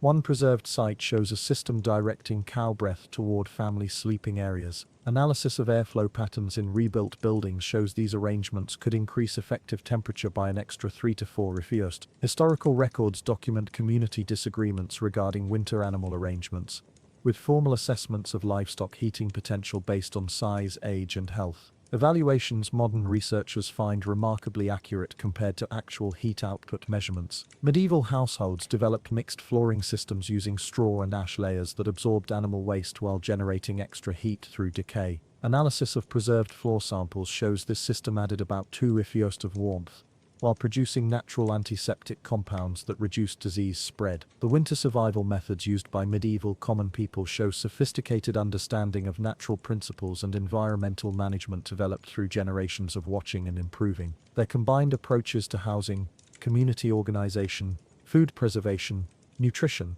sleeping arrangements, clothing, and animal keeping show remarkable resourcefulness in handling extreme conditions without modern technology. Many of these old techniques used principles only formally recognized by science centuries later, with some aspects such as breathable insulation materials and passive heating systems achieving efficiencies approaching modern standards. This complete adaptation to winter challenges represents one of the most impressive if underappreciated achievements of medieval ordinary people. Beyond the smile examining the life of the Queen Mother, many know her as a beloved royal figure, but behind Elizabeth Bowes-Lyon's warm public image lay a more complicated person. The woman known as the Queen Mother showed a gentle face to her country while hiding a strong-willed and sometimes harsh nature that even Princess Diana would later face. Coming into the world on August 4, 1900, Elizabeth grew up in a rich, noble family as the 9th of 10 children. Her father gave her the middle name Angela, charmed by her sweet looks. Yet this sweetness hid an early sense of importance. Once, after someone helped her up when she fell, she scolded them for calling her dearie instead of ma'am, even showing them how to say it right by comparing it to spam. Though her family cared more about noble ties than school learning, Elizabeth showed she was quite smart. Her school papers impressed her teachers and she did well on her tests. Her sheltered early life changed when World War I began on her birthday as Britain went to war with Germany. Too young at first to help with the war effort, Elizabeth eventually saw its terrible effects up close. 4 brothers went to fight. Her oldest brother Fergus died in battle and another became a war prisoner. Her family turned their home Glamis Castle into a place for hurt soldiers to recover, where Elizabeth showed great kindness caring for the wounded men. When the war ended, Prince Albert, the younger son of King George V, tried to win Elizabeth's heart. Their courtship wasn't easy. She said no to his first proposal in 1921, finding him too shy and awkward. More importantly, she feared losing her freedom to royal duties, worried she wouldn't be able to think and act as she truly wanted. Prince Albert didn't give up despite these rejections. After Elizabeth turned down his second proposal, the lovesick prince asked his mother for help. Queen Mary met with Elizabeth and was very impressed, saying she was the only right match for Bertie, Albert's nickname. While deciding what to do, Elizabeth reportedly flirted with the prince's helper James Stewart, possibly even with Albert's older brother Edward, Prince of Wales. But Edward, known for his many romances, didn't seem seriously interested in her. In January 1923, after almost 2 years of courtship, Elizabeth finally said yes to Albert's third marriage proposal. Their engagement disappointed many unmarried men across England. The couple wed in April 1923 at Westminster Abbey. During the ceremony, Elizabeth put her bridal flowers on the tomb of the unknown warrior, a touching tribute to her fallen brother Fergus. As Duchess of York, Elizabeth quickly won public affection. Her feelings for her husband reportedly grew stronger only after their daughters were born. Princess Elizabeth, later Queen Elizabeth II, and Princess Margaret, born 4 years apart. When King George V died in January 1936, big dynastic changes began. The crown went to Elizabeth's brother-in-law Edward, whose party-loving reputation worried many about his ability to rule well. Within months, Edward gave up the throne to marry his divorced American companion Wallis Simpson, making Elizabeth's husband a new king, now called King George VI. Unlike romantic stories about becoming queen, Elizabeth reportedly resented this sudden rise. She openly showed dislike for Wallis Simpson, once notably snubbing her at Balmoral Castle by stating, "I came to dine with the king."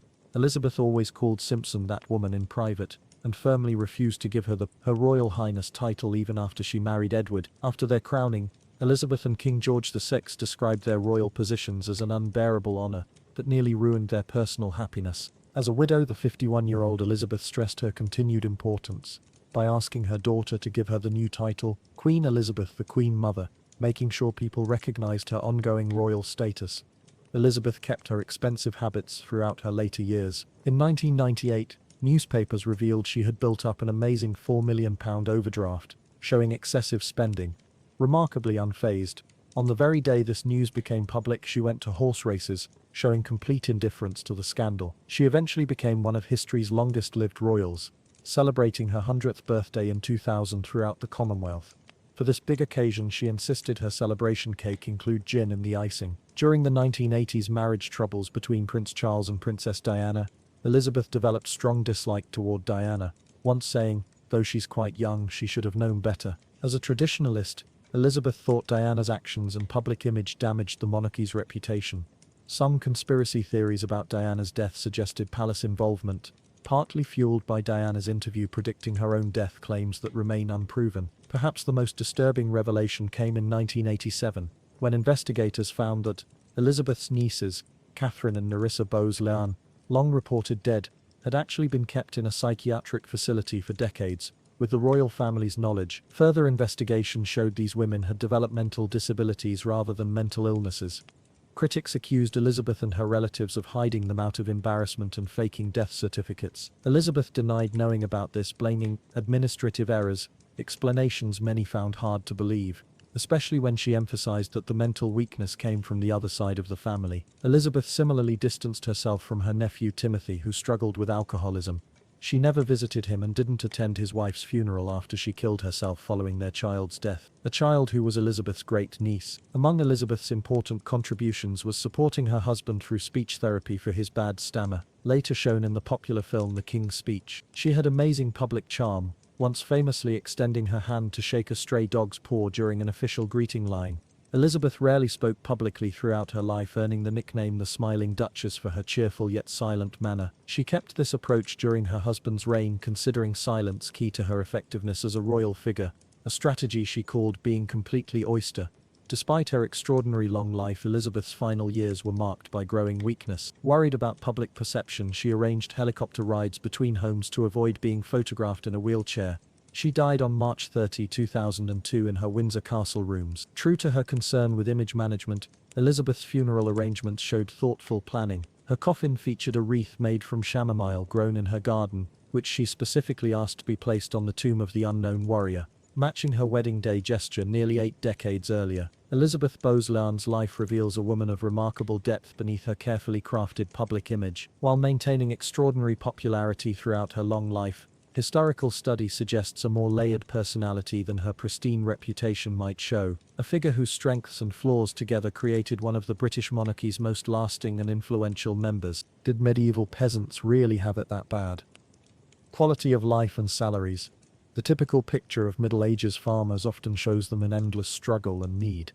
Yet, this view needs a closer look beyond common stories. While we often think medieval country folk ate dirt and bugs to stay alive, old records point to a more mixed truth. Their food wasn't fancy or varied, but they weren't always on the edge of hunger either.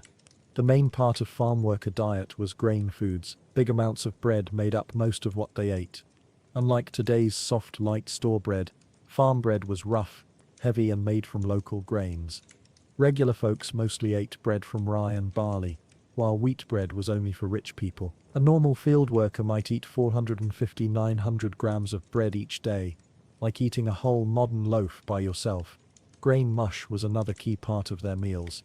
This food was cheap, filling and easy to make. Just mix oats or barley with water for a basic meal. Extra plants like beans, onions and root crops added to daily eating. These plant foods usually grew in small garden plots next to homes.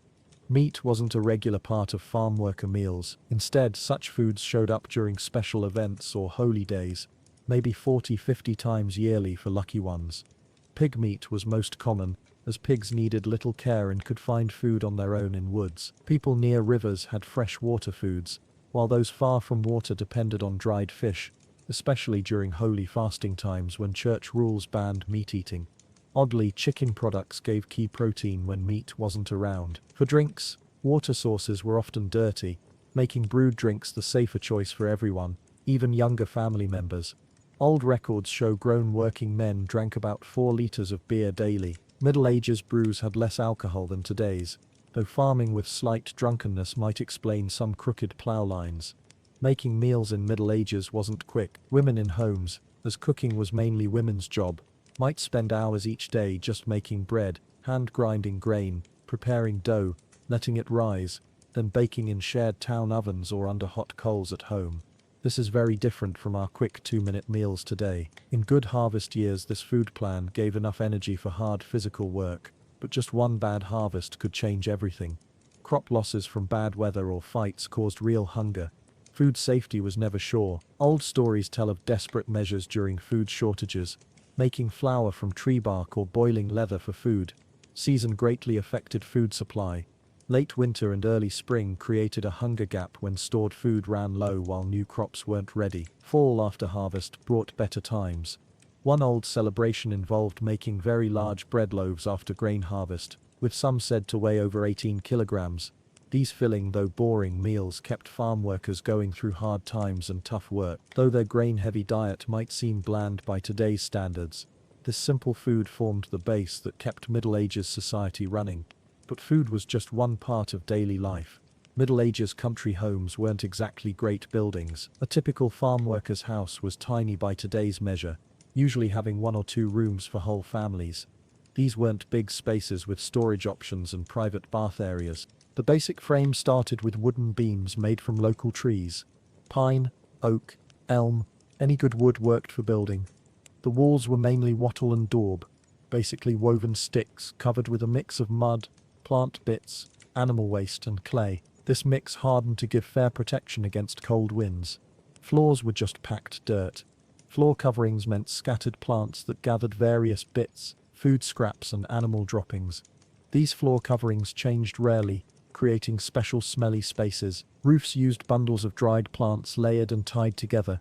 Well-made straw roofs could last 20 years with good care, though they housed various creatures, including mice, bugs and birds. The rooftop usually had a hole for smoke escape. Heating and cooking centered on an open fire placed in the middle of the main room. Most farm homes lacked proper smoke pipes until the late Middle Ages. Smoke filled the upper part of houses before leaving through roof holes or soaking into the straw. Holes for daylight were rare treats. Most homes had small openings, maybe covered with treated paper, cloth or wooden shutters during bad weather. Glass windows were only for church buildings and rich homes. Winter made crowding worse as animals joined people indoors. Cows, goats, chickens and pigs might share human living space. This setup wasn't from special love for farm animals but practical need. Animals made body heat, warming the house while also keeping valuable animals from freezing or theft. Privacy didn't exist in these homes. Whole families slept in single rooms, often sharing big straw-filled beds. Children might sleep at their parents' feet or on floor areas nearby. Tiny biting bugs were unwanted but constant companions. Old site studies of kept Middle Ages homes show the average farmhouse in England measured about 37 square meters. smaller than many modern small apartments. Families of 5 to 8 people might live in this space together. Storage needed clever thinking. Ropes across ceiling beams held drying herbs and saved meats. Wall-hung containers held needed tools. Every bit of space needed a use with nothing wasted. These small shelters gave basic protection from weather and wild animals but needed constant fixing. Money matters touched Middle Ages country towns too. Let's look at what a hard day's work actually earned for farm workers. Most farmers worked the land. From sunrise to sunset they plowed fields, planted seeds, gathered grains and cared for animals. The work was physically hard and non-stop with changing tasks based on seasons. Spring needed plowing and planting. Summer brought upkeep work. Fall marked harvest times. Winter involved repairs, cloth making and other indoor tasks. For those not tied to farming, other jobs existed. Special trades like metal work, woodcraft, leather work and weaving offered choices. Women often worked as beer makers, bakers or fiber workers alongside house duties. Children began working around age 7, usually helping parents or starting craft learning. For pay, a normal unskilled worker in 1300s England might earn 1 or 2 pennies daily. Skilled workers got more, woodworkers and metal smiths could ask for 3 to 4 pennies per day. As a point of fact, a single penny then had much more buying power than today's money. What could Middle Ages money buy? A good bread loaf cost about half a penny. A chicken cost around 2 pennies. A gallon of common beer sold for about 1 penny. Cloth for a basic shirt might need 3 or 4 pennies. Most farm workers lived with little money safety. One poor harvest or surprise cost could push families into debt or worse. Money deals worked differently then. Real coins moved less often than expected. Instead, many workers got pay in goods like food, shelter or land use rights. A metal smith might fix a farmer's tools in trade for grain. A worker might work extra days for the landowner to pay rent on his small house. The idea of regular wages was still growing. Many farmers lived as bound workers, legally tied to the land they farmed. They got no pay but kept parts of their crop after giving required amounts to landowners. This lord worker system meant money status largely depended on birth status. Records from Middle Ages England give interesting facts about pay rates. After the plague killed nearly half the people in the mid-1300s, living workers suddenly found themselves in high demand. Pay rose greatly, sometimes doubling or tripling. This worker shortage worried leaders so much that England's King Edward III made wage control laws in 1351, trying to freeze pay at pre-plague levels. Like many pay rules through history, workers found smart ways around them. Court records show many fines for workers asking higher pay than legally allowed. One builder in Oxford got too much wages of 5 pennies daily plus meals, basically pay with extras. While their houses gave basic shelter and their food met lowest needs, Middle Ages farmers' pay offered little chance to move up. Yet living on these small earnings was just one among many daily tests. Unlike what many think, Middle Ages farm workers didn't work all the time without breaks. They actually had many rest times, more than might be thought. The Middle Ages work plan centered on church events. Sundays required rest by church law. Working on holy days risked serious trouble from both church and state powers. This weekly stop let farmers attend church services, rest bodies and spend time with family. But Sundays were just the start. The Middle Ages calendar had many church holidays and saint days, between 40-50 days yearly when work was banned. Combined with weekly rest days, Middle Ages workers had about 1 non-working day for every 3 worked. Big church festivals stretched across many days. For example, Christmas events lasted 12 days from December 25th through January 6th. During these times, regular work stopped completely. How did farmers use this free time? Group drinking was big. Village beerhouses worked as Middle Ages town centers where people met to share news, play music, join games and drink lots of brewed drinks. Middle Ages drinking songs perhaps were the first group singing, equally excited and untrained, but with extra verses about farming. Physical contests were very popular. Middle Ages football looked nothing like modern soccer. Instead, it seemed like wild contests where whole towns competed to move objects between markers. Think of a mix of soccer, rugby and bar fights without rules but with more injuries. Without officials and few rules, these games often led to broken bones and cuts. Leaders many times tried to stop these activities due to their violence and because they took players away from bow practice, which helped national defense. Wrestling matches drew many watchers. Young men showed strength through wrestling contests to win small prizes or town respect. Records show accidental deaths during these wrestling events weren't rare. For less rough fun, farmers enjoyed music shows and dancing. Professional traveling musicians were rare treats, but many villages had skilled locals playing wind tools, drums, or string tools. Simple circle dances happened during festivals with people of all ages joining. Spoken stories filled winter nights. Without electronic fun, verbal traditions grew strong. Stories with heroes, religious figures, monsters, and magic passed through generations. The Middle Ages version of streaming shows was simply an old person telling familiar dragon tales again and again, without options to skip ahead.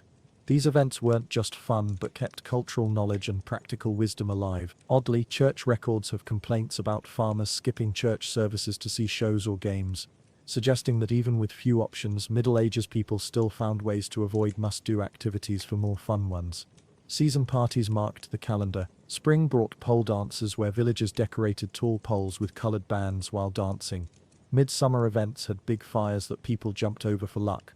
Harvest parties included farming contests and town feasts where everyone brought food. While history experts once thought Middle Ages farmers lived in constant sadness, proof from legal records, church complaints, and dig findings shows a different story. These people worked very hard but also played hard during free times. These moments of rest and joy helped country towns handle harsh Middle Ages facts. The power to sometimes escape work, share happy times with neighbors, and briefly forget problems proved vital. Yet when parties ended, they returned to a world full of more problems needing different kinds of strength. People often see Middle Ages farmers as always dirty folks who never washed. Movies show them with rotten teeth and covered in filth, but real history is quite different. Middle Ages towns indeed practiced cleaning. Public washhouses existed in towns until the late Middle Ages. People knew that being clean gave comfort and stopped certain sicknesses. Many homes had wooden tubs they filled with heated water for washing. During warm months, rivers served as bath places. The idea that Middle Ages people completely avoided water lacks history proof. Tooth care, while different from modern ways, wasn't fully ignored. Without made toothbrushes, people cleaned teeth using rough cloths, sometimes putting on mixes with herbs, salt, or crushed charcoal as basic tooth powder. Herb mouthwashes using sage and mint freshened breath. These methods, while not perfect, showed real efforts. Still, health problems were many. Without modern drugs, small hurts could become deadly if infected. A simple cut while farming might lead to blood poisoning. Badly set broken bones could cause lasting disability. Catching disease posed the biggest threat. The plague famously killed between 30–60% of Europe's people in the mid-1300s. Yet common illnesses took even more lives over time. Flu, typhoid, bloody diarrhea, and lung disease spread fast in cramped living spaces. Having babies brought special dangers. Many women died during birth or from later infections. This partly explains high Middle Ages birth rates. Sadly, not all children reached adulthood. Records from English villages show that for every 5 births, only 2 or 3 children might reach age 10. Medical treatments mixed practical knowledge with what today's science would call false belief. Headache cures might include willow bark tea, having natural painkillers, alongside wearing certain stones having no healing powers. Surprisingly, some Middle Ages surgeons showed good skill. They could fix broken bones, remove bladder stones, and even do basic eye surgery for cloudy lenses. Most procedures happened without pain control, though alcohol or poppy extract sometimes cut pain. One common wrong idea involves Middle Ages lifespan. Claims that people typically lived only 30 to 40 years are technically right but misleading. The average was greatly lowered by very high baby and child deaths. Those surviving childhood had fair chances of reaching 50–60 years. Not vastly different from more recent pre-antibiotic times. Gravesite evidence from old cemetery digs shows many Middle Ages farmers suffered from worn-out joint diseases, likely coming from years of heavy physical work. Tooth problems were common too, though not mainly from poor cleaning. Rough bread wore down teeth, and without dental help any damage became permanent. The hard facts of disease, injury, and limited medical knowledge meant Middle Ages farmers faced constant health challenges. Yet even amid these struggles they dealt with more ongoing pressures. Today's taxes might seem heavy, but Middle Ages money duties were extreme. The Middle Ages tax system wasn't just complex. It carefully took maximum resources from those with minimal savings. Farmers faced constant money demands. Main payments went to their lords. Most country workers didn't own land outright. Instead, they held it from noble landowners and paid for that right through mixes of money, farm products, and manual work. This wasn't a simple regular payment. Amounts changed based on harvests, landowners' needs, or simply rich people's wishes. Church taxes followed, forced 10% gifts of all output. 1/10 of all crops, animals and goods went directly to church powers. This wasn't optional or tax deductible. Church workers actually checked harvests to ensure full payment. Random fees appeared constantly throughout farmers' lives. Using the Lord's grain grinder required payment. Marriage needed fees. Family deaths triggered the death gift. A death tax where landowners claimed the dead person's best animal or tool. Strange fees came from odd Middle Ages customs. In some areas, farmers paid when daughters married, basically paying lords for losing workers. Elsewhere, lords kept first rights on anything farmers wanted to sell. Results for non-payment were harsh. Non-payers might lose land rights, face forced extra work, or risk jail. Debt wasn't seen as bad luck but moral failing and criminal act. Middle Ages records show creative payment ways when coins were scarce. One Yorkshire farmer met tax duties with self-made arrows. A Normandy family solved their debt by giving their lord with large cheese yearly for 7 straight years. Total taxation could be overwhelming. Studies of Middle Ages English estates suggest farmers might give up 20–30% of all output through various payments. This doesn't seem much different from modern tax rates until thinking that Middle Ages farmers already lived at basic levels. Every egg taken as taxation meant one less for family food. Season payment times created more stress. Most fees came due after harvest when farmers had sellable crops. Poor harvest forced impossible choices between tax payment and family feeding. Court papers show smart farmer plans for handling money pressures. Some created informal town lending groups, others focused on craft work for cash income. Many talked out payment plans or sought Lord's mercy. These money pressures touched every part of farmer choice-making from crop picking to family growth plans. Yet despite these hardships, Middle Ages farmers made ways to survive and sometimes do well, building towns and customs that lasted for hundreds of years, making marks still touching today's society. Everyday cleaning habits of regular people in Middle Ages. You might think life for normal folks during the Middle Ages was quite smelly. But do you really know just how bad it truly was? Though cleanliness in medieval times can't match our modern ways, this doesn't mean people didn't try to stay clean. Without today's comforts like tap water, hair soap or barbershops, normal folks made do with what little they had, which wasn't much. If you think having several clothes is basic, you would have been rich in medieval days. Staying clean in old Europe was always hard. The piles of trash and poor waste systems led to lots of sickness. This waste drew rats, bugs and tiny pests, which spread illness and sometimes deadly disease. Basic washing back then meant quick rinses and using sweet plants to drive away bugs and hide bad smells. If you like cold baths in tiny dirty water, you would love life back then. While rich folks had wooden tubs with warm water and town people could visit public baths, poor folks had to cope with much less. Since homes had no pipes, normal folks had to carry water from nearby streams to their houses, making baths a big task. Many folks washed using just a bit of water, often cold. Those without good indoor space bathed outside. Since most normal folks did hard work all day, bathing helped remove dirt and sweat smell. It also helped stop bug problems. Soap wasn't always used, but when it was often just basic mixes like salt with lime. Because bathing was so much work, some people just didn't wash at all. The lucky few living in big houses used simple toilets made of wood planks with holes above dump. Normal folks had none of these nice things. Instead, poor classes used shared outhouses. Those without outhouse access used pot bowls. If even these were too costly, simple waste buckets worked fine. People then dumped these pots into nearby dump pits or water. Instead of toilet paper, medieval poor folks used hay, leaves, moss or dry grass to clean themselves.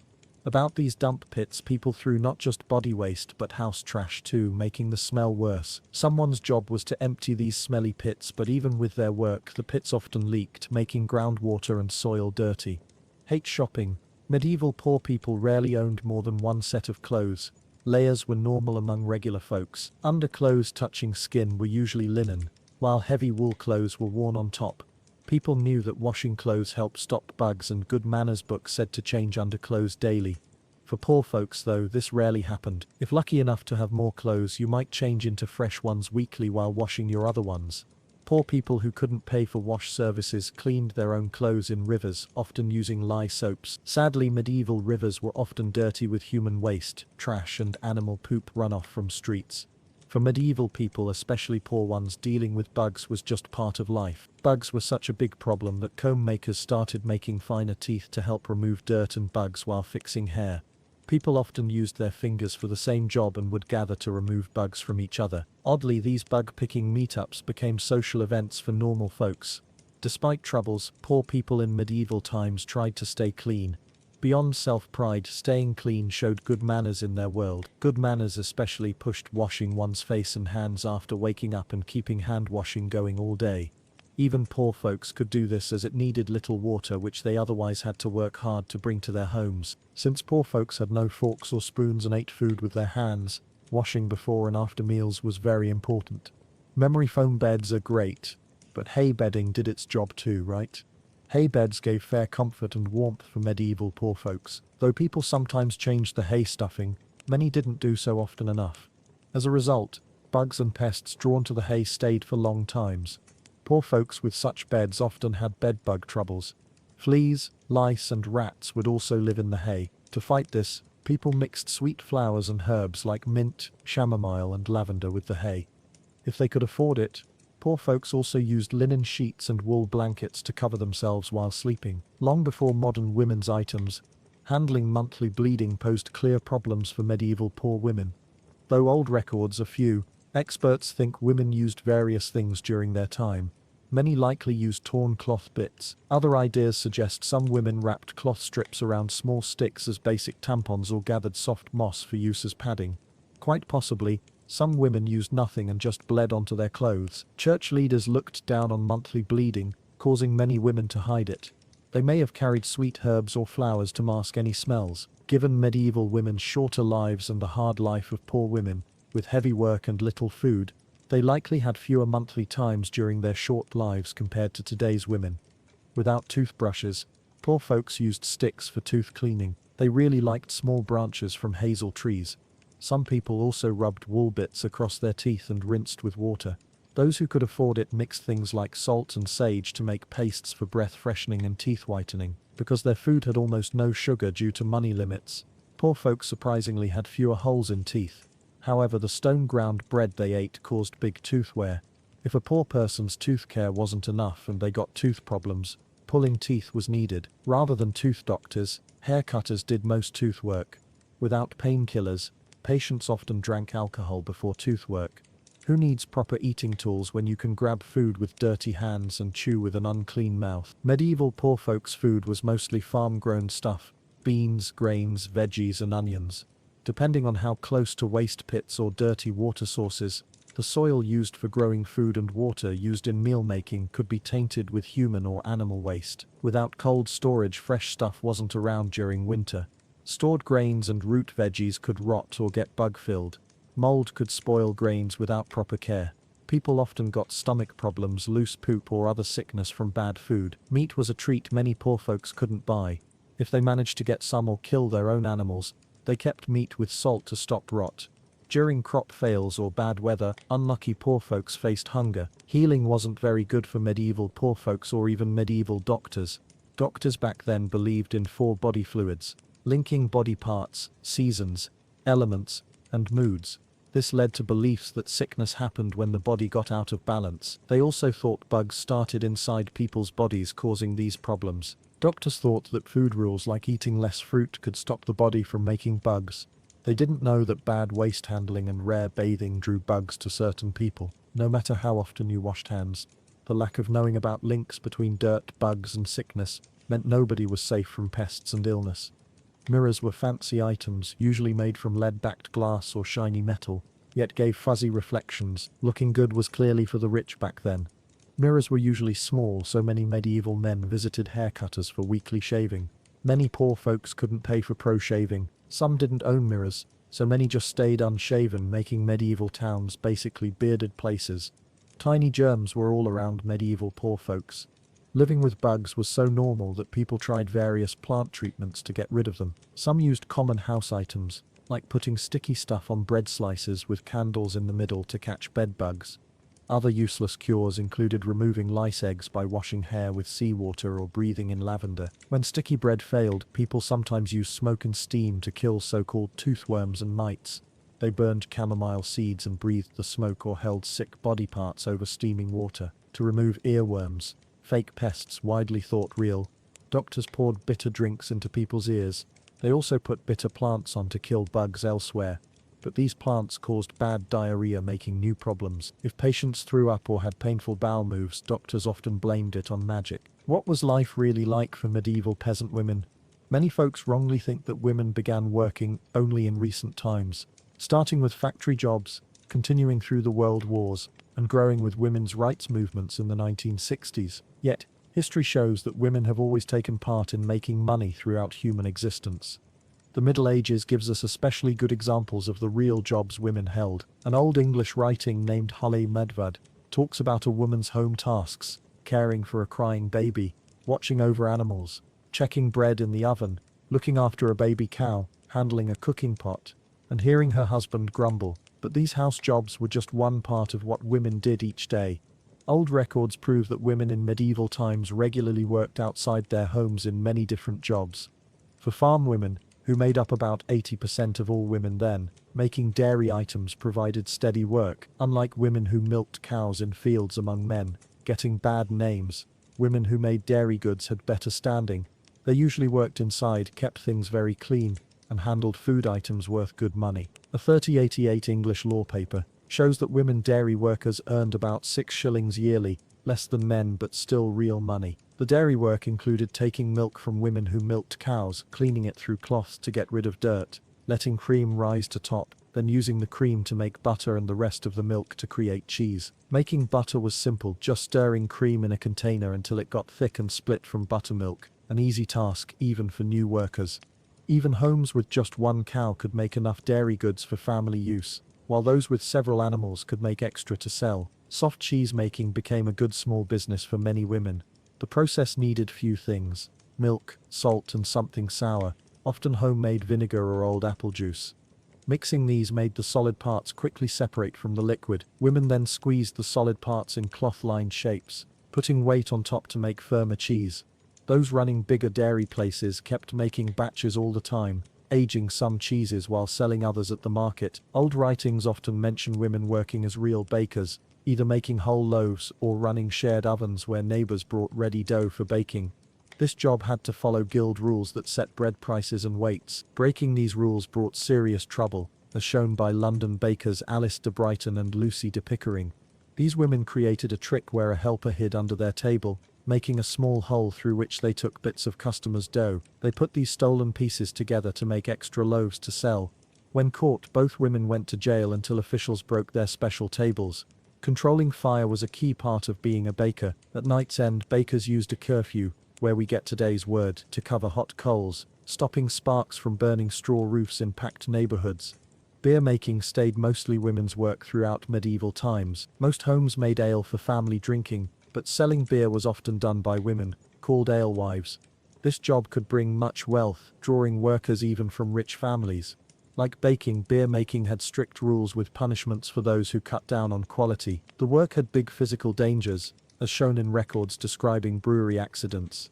One story tells of Juliana Dios, whose successful beer business hired several female helpers. Tragedy happened when a brewing girl slipped while carrying grain to a pot of boiling water, falling in and getting deadly burns despite rescue tries.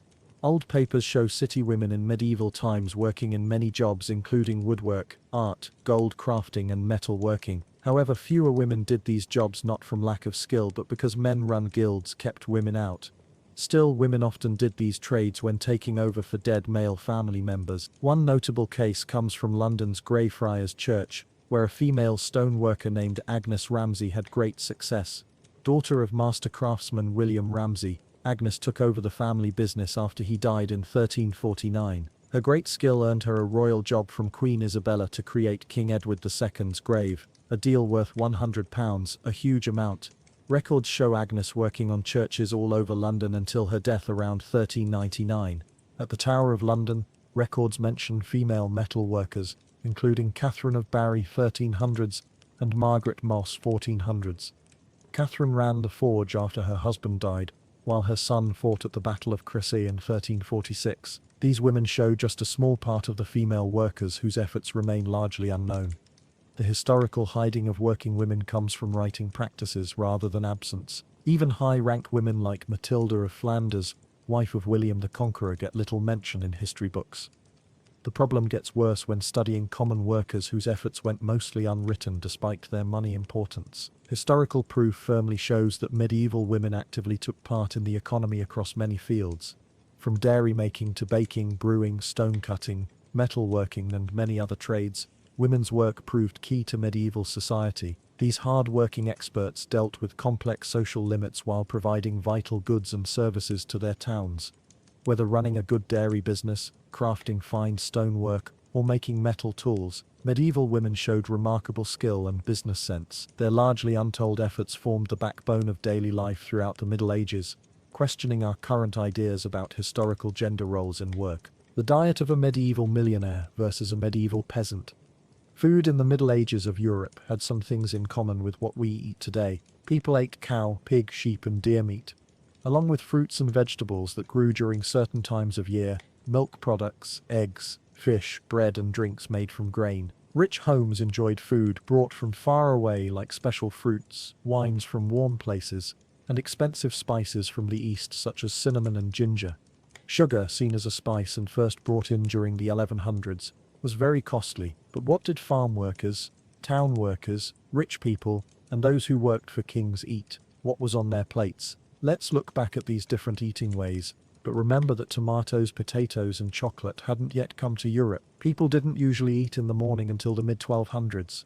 For most of the Middle Ages, Europeans usually had just 2 main meals each day, no matter who they were, whether working in fields, making things, writing books, or serving at royal places. This matched what the church taught about not eating too much.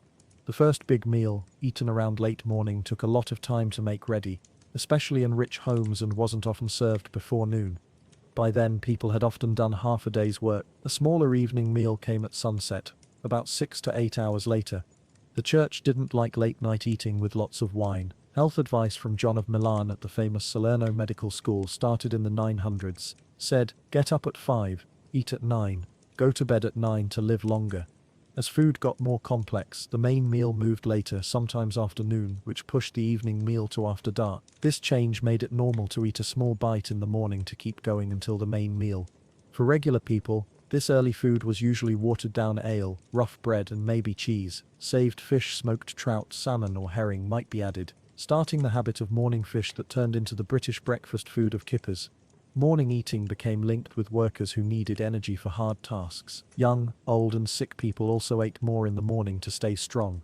Even in the late Middle Ages, doctors still weren't sure if morning meals were good, thinking proper food breakdown took about 6 hours, followed by waste removal before eating again. Not until the mid-1500s did doctors slowly start saying morning meals were okay. British lawmaker Sir Thomas Wingfield thought breakfast was needed even though old health experts said it wasn't good. Tudor Dr. Thomas Cogan decided that being hungry for too long filled the stomach with bad things. Cogan wrote that English people often ate 3 meals each day, which he thought was fine until age 40 when the body's ability to break down food supposedly got worse. He also noted that a farm worker's morning meal of brown bread and butter was better than the fine white bread eaten by rich people, which caused stomach problems.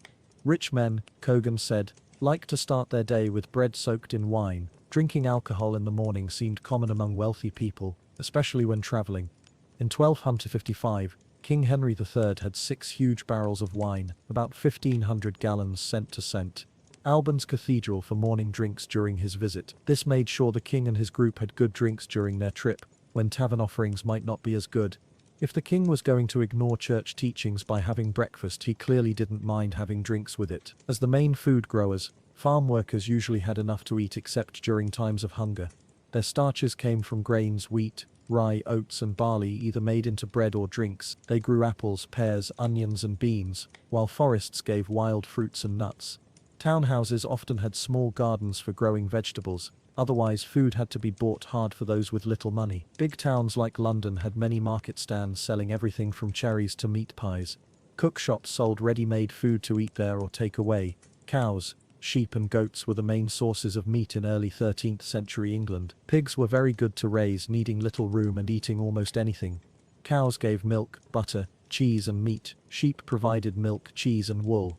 Records show at least 8 million sheep in 14th century England, based on how much wool was sent to other countries. Hard cheeses needed soaking before eating, and when hung above cooking fires, soaked up smoke all the time, keeping them good for long periods.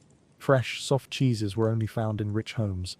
Tame birds and caught small birds added to meals. Wild rabbits, hares, pheasants, and deer gave more meat when available, though hunting on land owned by rich people brought harsh punishments. Church rules stopped people from eating meat during the 40-day Lent time, as well as on Wednesdays, Fridays, Saturdays, and before big holy days.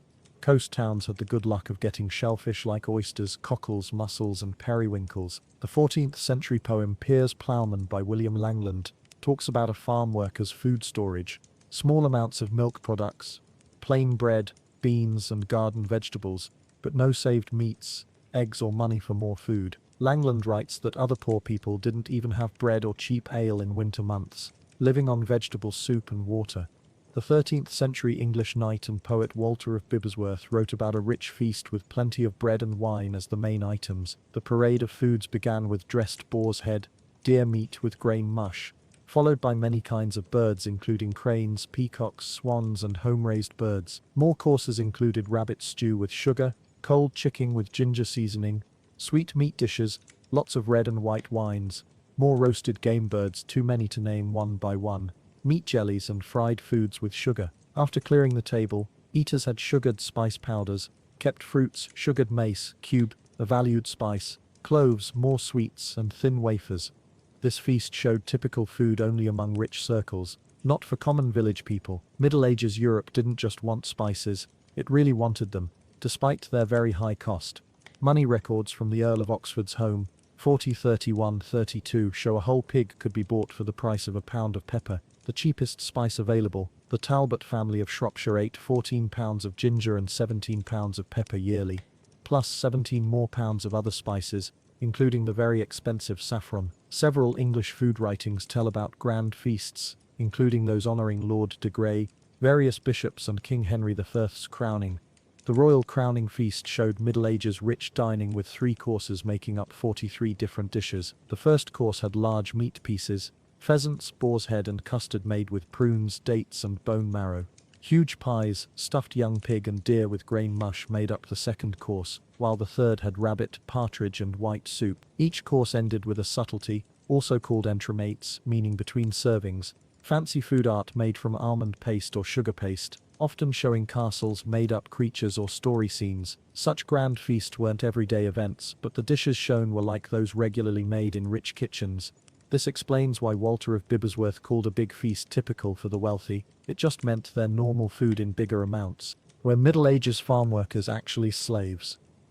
Finding the exact number of people living in medieval England is very hard. The Domesday Book, that amazing record made under William of Normandy in 1086, listed many details about the kingdom, but only named about 83,000 people. This number left out important groups: women, children, church people, London folks, and some areas where records weren't complete. Experts use these limited numbers to guess a total population between 2 and 2.5 million people across England in the 11th century. The huge majority of medieval people, about 90–95%, lived in rural areas and small villages. This meant only 5 to 10% lived in the slowly growing towns and cities. London, while big for its time, would seem tiny by today's standards. So most medieval society was made up of farm workers. Farm workers usually fell into 2 main groups: the not free, tied workers, or those in service, and free people.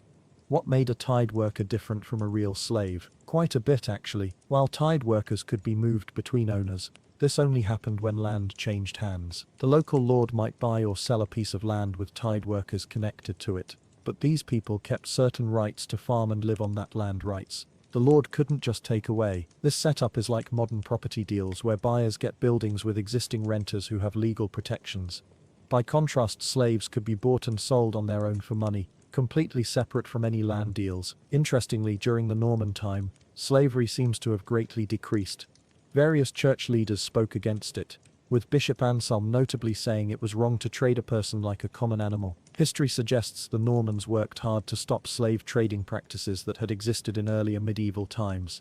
A known slave trading path ran between Bristol and Dublin, the latter built by Vikings specifically as a slave trading port. Bristol, which would later become notorious for its part in the slave trade during later times, already took part in sending enslaved people to various places during medieval days. The Domesday Book mentions English people labelled as slaves, but these were a small minority. Most farm workers were peasants with established rights. The Norman takeover seemingly started one of the Western world's earliest slave releases, changing slavery into tied service that gave basic rights.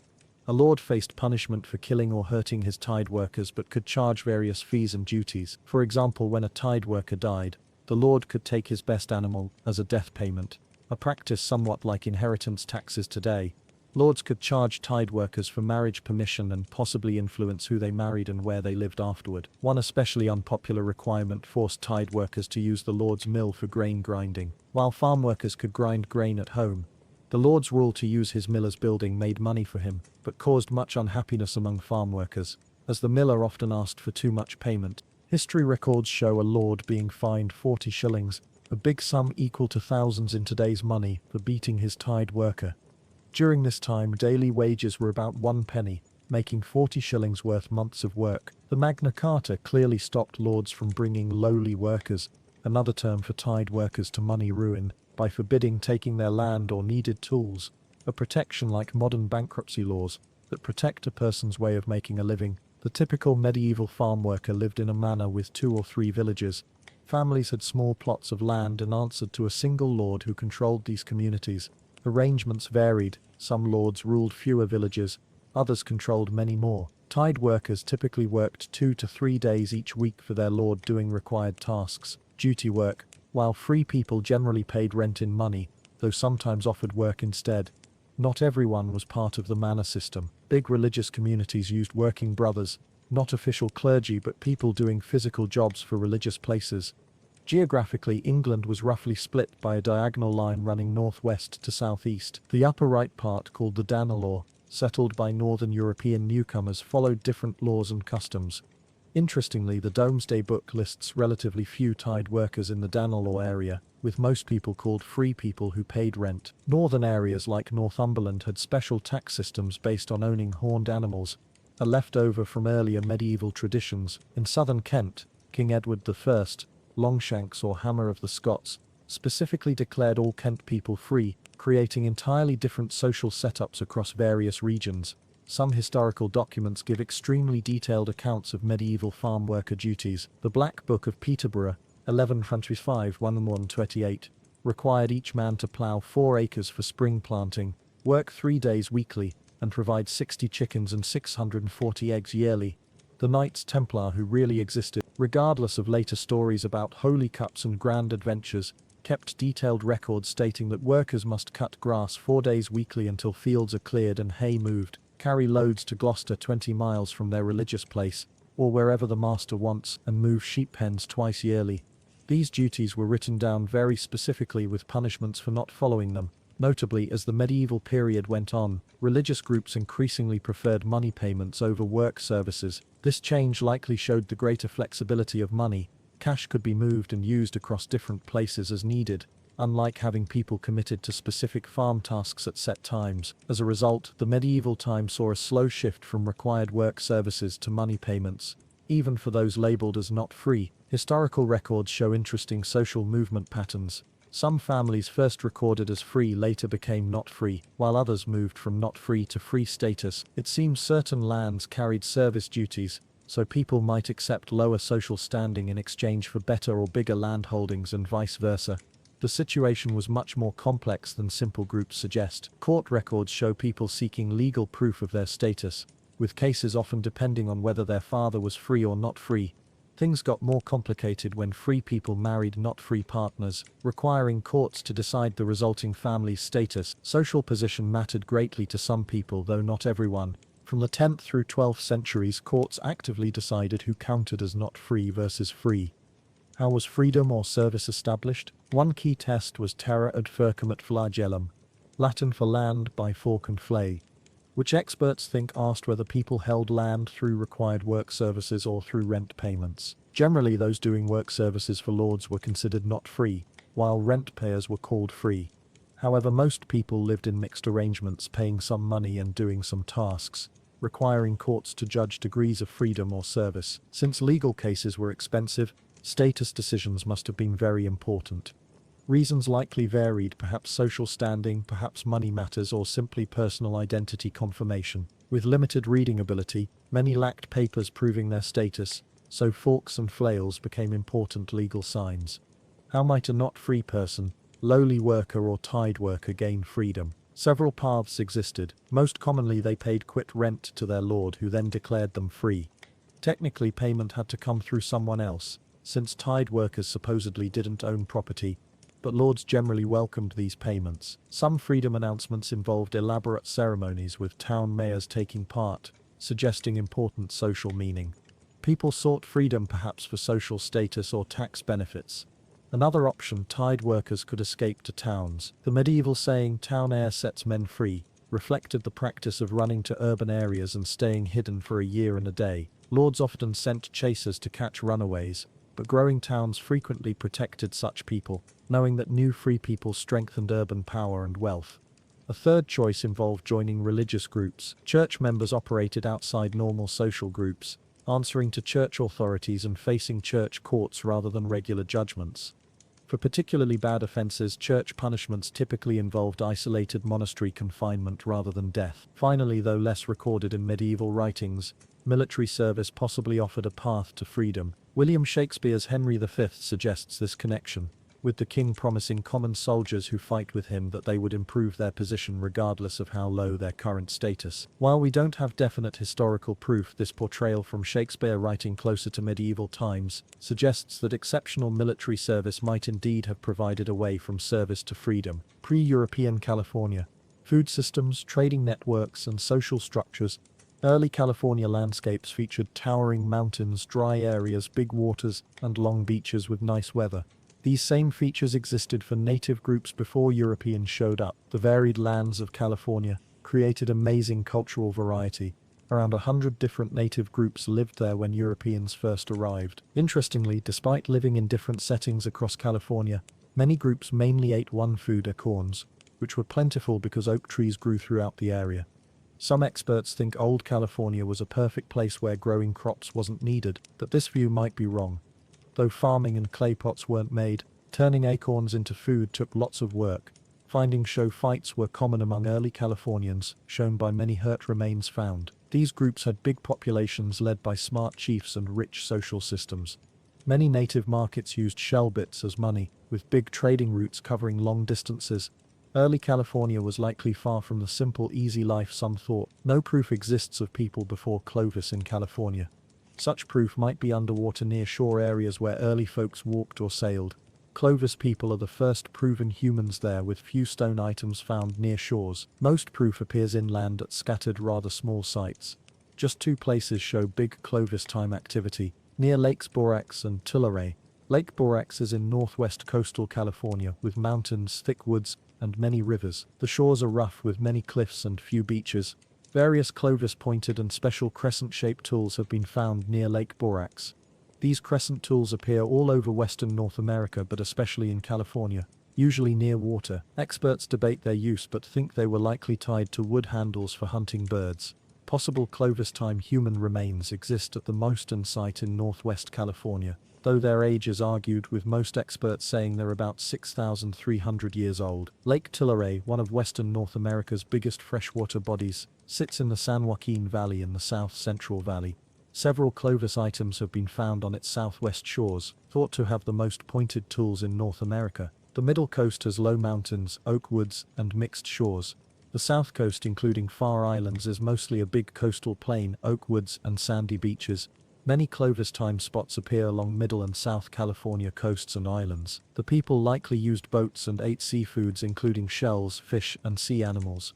Much proof of their doings probably lies underwater, covered when world sea levels rose after the last ice age. Along Middle California's coast at Cross Creek, experts found a big shell pile, thrown away shells left by early folks, the largest known along western North America's main coast, dating to 10,359,700 years ago. The site also had grinding tools used for making food, suggesting small seed use happened much earlier than the widely accepted date of 8,500 years ago. Many experts see Cross Creek as clear proof of early Americans entering the land's inside through a coast route, apart from the inland path through Beringia that Clovis ancestors might have taken. At Diablo Canyon, more proof exists of coast peoples, with shell and fish eating dating to 9,300 to 8,900 years ago.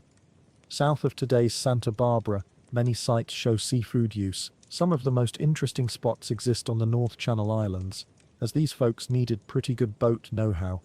The oldest site, Daisy Cave on San Miguel Island, shows human life dating to 12,000 years ago based on thrown-away shells. Human remains found there, named Arlington Man, date to about 9,700 years ago.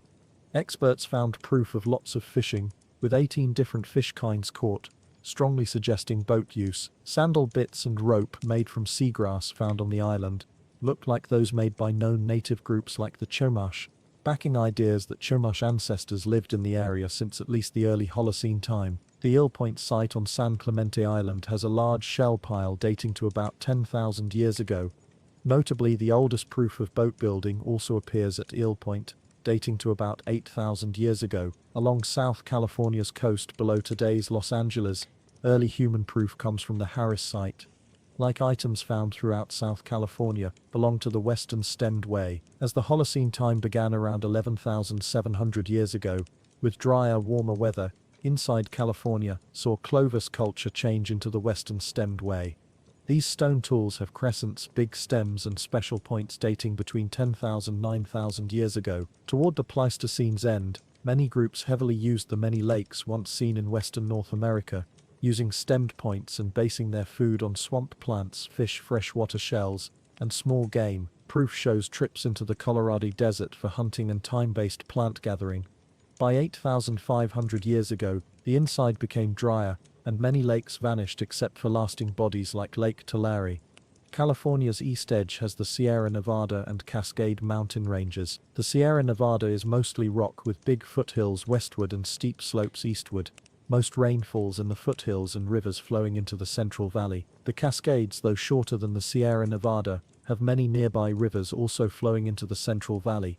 Little proof exists of human life in the Sierra Nevada during late Pleistocene and early Holocene times. One exception is the Skyrocket site in the Sierra Nevada foothills, 40 miles east of today's Stockton. The oldest items date to 9,400, 9,700 years ago, including stemmed and side-notched points. Many grinding tools found show the earliest known in the area, indicating early Americans moving away from wandering Clovis-type ways. During the early Holocene around 9,000 years ago, warming weather forever changed California's plants and animals, changing human actions area-wide. Grinding tools spread throughout the place while stemmed shot points gave way to side-notched designs. Along South California's coast, experts found scrapers and chopping tools but few stone points or cut animal remains, showing a built gathering food system with dropping stone point making and hunting. In North California during early Holocene, many stemmed stone points, crescents, blade tools and grinding items appeared near Lake Borax. These groups based their food on hunting, gathering and seed picking. In South California, the Encinitas Way ruled, making hard seeds while also doing hunting, bird catching, fishing, and coast shell getting. Channel Islands differed greatly from the mainland. On North Channel Islands, sites dating to 8,000 to 6,500 years ago had few grinding tools but many digging sticks, likely used for getting tubers, though seafood stayed the main focus. San Clemente Island had a big settlement between 8,900 and 5,500 years ago, where 18 large house builds made from whale bones show settled fishing groups during the early Holocene. Few people lived in California's inside areas. Places as big as the Cascade Range, Sacramento Valley, and South San Joaquin Valley showed small living. These valleys form the Central Valley, lying between the Sierra Cascade Ranges and Coast Mountains, stretching about 450 miles long and 40 to 60 miles wide. Rivers from the Cascade Mountains and North Sierras drain into the Sacramento Valley and south-flowing Sacramento River, while rivers from Middle and South Sierra Mountains drain into the San Joaquin Valley and north-flowing San Joaquin River. Around 7,000 years ago, weather began cooling, along with ocean temps. During mid-Holocene, mortar and pestle tools appeared across California, used for making acorns into food. This tool's spread shows widespread taking of acorns as a main food for many cultures. Proof backing this growth includes medium to bad tooth wear on most human remains, found in old California, dating after 5,000 years ago. Since stone tools leave tiny bits in made acorns, these slowly wear down teeth despite being hard to see when eating. Still, things got better, leading to more people and more complex social and political systems. Many native Californian foods centered on acorns. California had about 15 different acorn-making oak kinds. While acorns grew plenty throughout the area, and could be easily picked during fall and kept for later use, women in groups spent lots of time and energy gathering and making them. Though hard work, made acorns gave good food value. Daily acorn making involved first taking the nut from its shell using a mortar, crushing it into powder, then soaking in water to remove bitter stuff, finally making edible mush, or bread eaten alone or with other foods. By about 5,000 years ago, sea levels mostly settled. Sandy beaches formed along California's coast with river mouths, mud flats and swamps, making coast areas more nice for living. Groups could set up in many coast spots without worries about floods and wearing away. Despite taking acorns as a main food, hunting grew and foods became more varied than ever before. Shell gathering and sea animal hunting got more common along the coast, while salmon fishing grew on inland rivers. Sites from this time grew greatly in number and size compared to earlier times. North California's thick forests and rough coasts made food getting hard, leading groups to focus on acorns and salmon. Along the middle coast during mid-Holocene, mortar and pestle use saw big growth as people likely changed from moving coast food getting to more settled lives based on acorns and hunting. Where the Sacramento and San Joaquin rivers meet stands western North America's biggest swamp system, flowing into San Francisco Bay. In this area, around 5,500 years ago, shell eating grew a lot, shown by big piles. These spots have mixes of shells, ash, rocks, dirt, human graves and few items. Some experts think these shell mounds weren't just trash heaps but maybe monuments serving as tombs, graves and perhaps landmarkers for villagers. Between 6,500 and 5,500 years ago, sites across California dropped greatly, suggesting fewer people during a warming time. Around 5,800 years ago, shell kinds dropped a lot, showing shrinking bays and river mouths. Several hundred years later, shells suited to sandy beach settings grew as weather cooled and got wetter. During mid-Holocene along the Santa Barbara coast, human living sites grew alongside action strength, suggesting more people. As elsewhere in California, acorns became the main food, along with fishing. Sea animals were hunted too, showing boat building.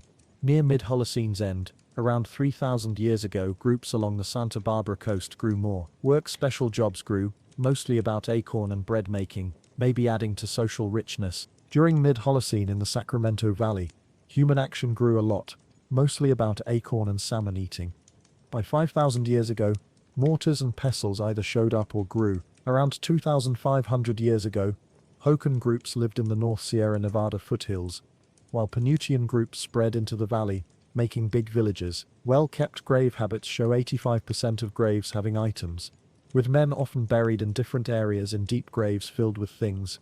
While kids and women got such care sometimes, fighting seems to have been common, as many remains show head and arm breaks, with stone points stuck in bones. Lone heads found with remains might be war prizes. Many things made from human bone have also been found. During mid-Holocene in the San Joaquin Valley, a mixed way of life likely existed. Pinutian Yokuts groups probably moved from the north around 3,500 years ago, taking over Hokan groups or perhaps North Uto-Aztecan groups between about 5,000 and 1,500 years ago. During mid-Holocene in the Cascade and North Sierra areas was the Martis Way. These people used black rock for flaked stone tools and grinding items. Big seed making and gathering happened in the area. Abstract rock art from the Middle Sierra area spread during this time. East of the Coast Mountains in South California is the Big Colorado Desert, known for dryness, low height and thin plants. Mid-Holocene folks were likely mixed hunter-gatherers. The only well-known site is the Indian Hill Rock Shelter, whose old times begin around 4,000 years ago. The shelter had many items and rock-lined storage holes, likely serving as a hunting camp around 3,000 years ago. During late Holocene, acorn use grew more, spreading throughout California. More people led to more complex social and political groups. Many groups known by Europeans when they showed up likely started during this time. Several groups grew quite complex, with many experts seeing them as chief-led groups. Big animals, seeds and shells became harder to find while acorns stayed plenty though hard to make. More work was needed in these big groups to get more food. Across North California, early late Holocene 2,500 years ago, was led by a hunting-gathering culture called the Berkeley pattern. Political richness and more people grew alongside smart trade systems. Settled villages might have first set up along rivers during this time. Around 1500 years ago, bow and arrows showed up, shell beads began serving as money, and land borders got important. In the San Francisco Bay Area around 2,600 years ago, at the Emeryville Shell Mound, sea otter hunting became key to food, with bows and arrows likely seeing big use. During late Holocene along the Middle Coast, acorns, land hunting, and fishing grew more important than sea animal hunting and shell gathering. Around 2,600 years ago, grooved net weights and fish hooks showed up, letting open water fishing happen. During late Holocene, the Santa Barbara area became very lively. Between about 2,600–650 years ago, shell bead making for money grew a lot, showing greater social and political richness. Around 1,500 years ago, more lasting villages grew, with living and shared buildings. By about 700 years ago, this became the main living pattern. Mainland island touch and trade grew after about 1,350 years ago, alongside more though often non-deadly fighting between groups. Around 850 years ago, shell bead making grew a lot while canoes got important. Job special work showed up and group ranks grew more clear. When Europeans arrived, Chumash people lived in much of the Santa Barbara coast and North Channel Islands. Experts think they may have lived in the area for at least 9,000 years. At meeting, Chumash formed into small but complex chief groups with markets based on shell bead money and big lasting villages over 1,000 folks. They used plank canoes for business between islands and mainland, with top folks controlling these boats showing a key power part. South California coast groups outside the Santa Barbara area likely didn't grow chief groups, though their social richness still grew over time. Late Holocene trade in South California was lively, with things moving between the Southwest and Mojave Desert. A big area event, including the North Colorado Desert, was the coming of Takik groups around 3,500 years ago, likely starting from areas north of today's Los Angeles. They moved south, living in coastal South California, the South Channel Islands, and North San Diego County. Takik peoples brought new ways, doing grave habits, living systems and foods differently from earlier folks. Sea resource need dropped though fish became more important. In the Sierra Nevada during late Holocene, acorn use grew as elsewhere in California. Groups grew a lot and corner-notched points showed up. Big lasting villages grew along major rivers. Trade spread greatly, with obsidian moving west from East Sierras while shells moved east from the coast. Around 1,500 years ago, warming and drying trends began in the Sierra Nevada. Groups likely dropped with mountains used only for a while. However, about 700 years ago, cooler and wetter times returned, bringing lasting mountain lives using acorn foods. Many big villages showed up along major rivers, with houses built in holes sometimes put in pairs. Many grave and burning sites have been found. When Europeans showed up, these groups began quick trading, though their numbers dropped a lot from brought diseases. Some experts think that big, complex native groups grew in response to handling lots of European trade goods. During late Holocene in the Central Valley, people grew and big villages set up. Resource use got stronger and cultures became more detailed. In the Sacramento Valley, two groups lived in big valley floor villages. Their towns made big shell piles and households, with foods focusing on acorns and fish. In nearby mountain areas lived possible Hokan peoples in small villages with less job-based social and food systems, though still acorn-focused. Overall, acorn and small animal use grew while big animal and fish focus dropped, showing more people leading to food fights and less moving, resulting in smaller land use. Many late Holocene graves suggest fights over shrinking foods, though clay pots stay rare in old California. A group in the lower Sacramento Valley made pottery over a long time.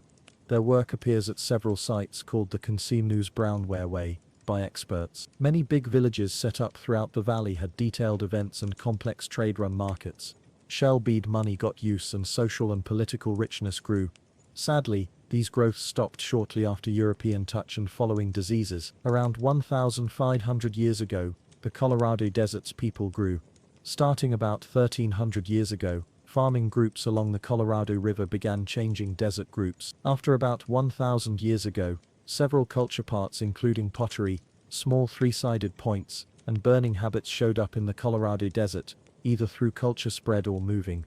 Anyway, big trade paths grew between Imperial Valley and Colorado River areas. A key Colorado desert feature was the time-based forming of a huge lake. Over the past 15,000 years, the Colorado River sometimes changed path, flowing into Imperial Valley and making a big lake named Lake Cahuilla by experts. Once the river reset its first path, Lake Cahuilla would dry up and go away. In recent thousands of years, Lake Cahuilla showed up and went away about 3 to 4 times, most recently between 800 to 500 years ago. Throughout this time, humans fit to the lake's short-term nature. When there, the lake gave a steady food base with plenty of fish, water birds, and swamp plants, helping big groups in lasting lakeside villages and short-term camps. After lake going away, groups might have focused on lasting springs, with food care shifting from water to land foods. Growing nearby high land use and people moves west and east. New digs and fresh looks suggest time-based food use patterns, showing lakeside spots may not have been always lived in. That European touch about 400 years ago, and guessed 500,000–700,000 people lived in California. Sadly, diseases and fights with European settlers killed most of them, with Spanish, Mexican and finally American rule testing and breaking their old ways of life.